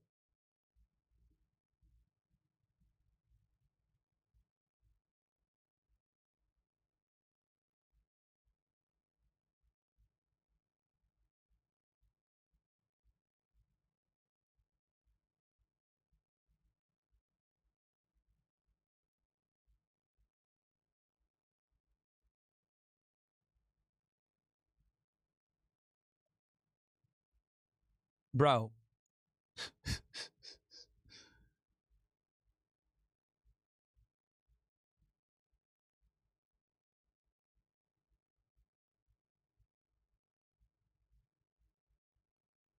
What the fuck?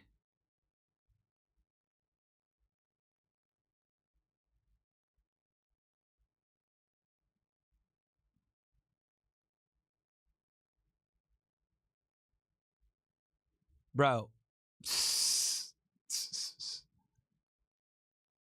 Interesting. Very, very interesting.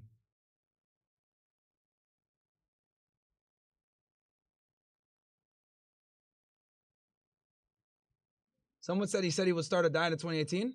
No way. Y'all trolling, bro. You guys said you found a tweet where he said he would start a diet in 2018?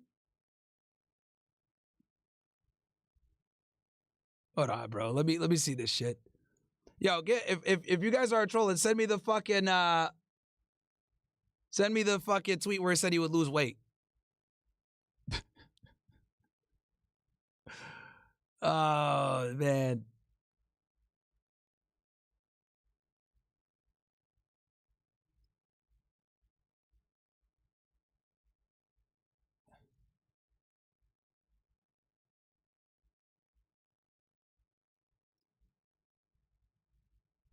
Yeah, this guy is just an agitator, bro.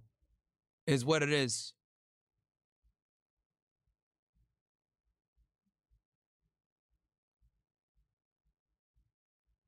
And I think he said that he let's see here. Highly critical in 2020 supportive. Interesting. Interesting.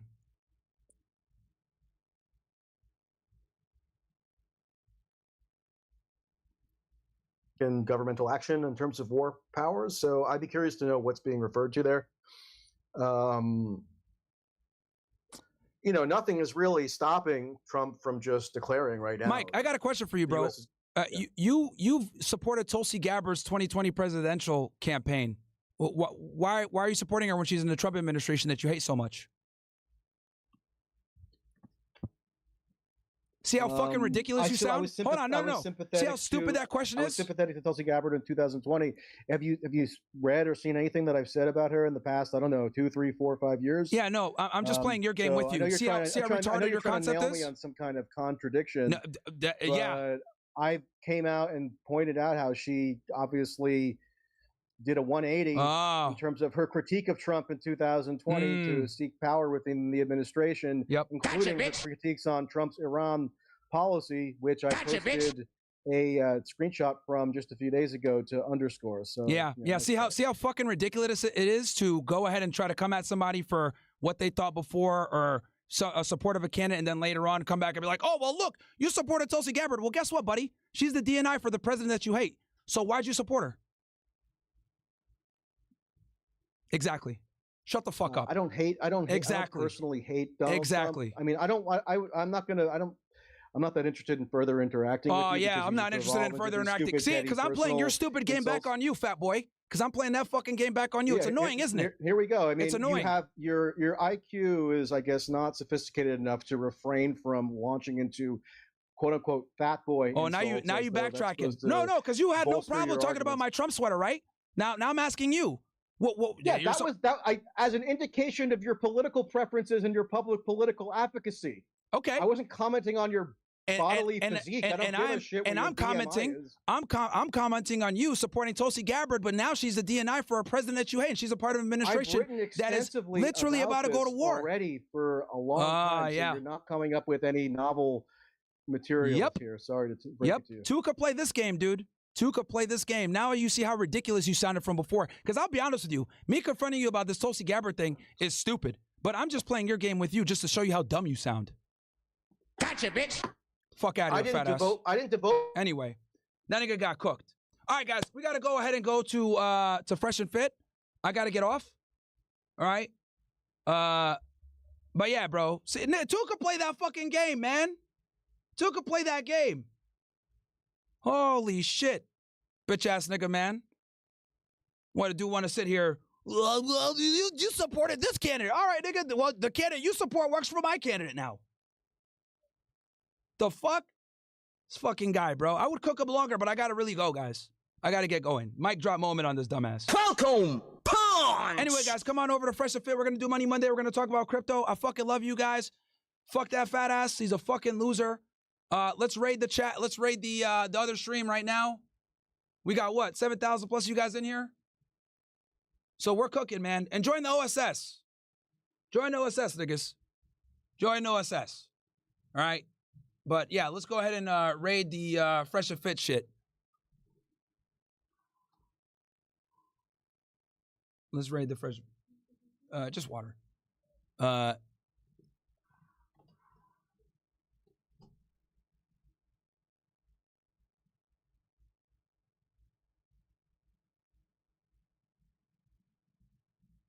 Bear with me, guys. I'm trying to find out how to fucking raid myself on YouTube here. God, I fucking suck at this shit. Go from mic drop moment owning a fat boy to getting destroyed by technology now. God damn it. Oh, redirect. There we go. There we go. Bam. All right. Save. All right. Love you guys. Go over there, bro. We're gonna do Fresh and Fit right now. Money Monday with Charlie and Miguel. We're gonna answer your guys' questions. Open up the chat. So it's gonna be a good time. Love you guys. We own that fat boy. Let's fucking go. Fatality.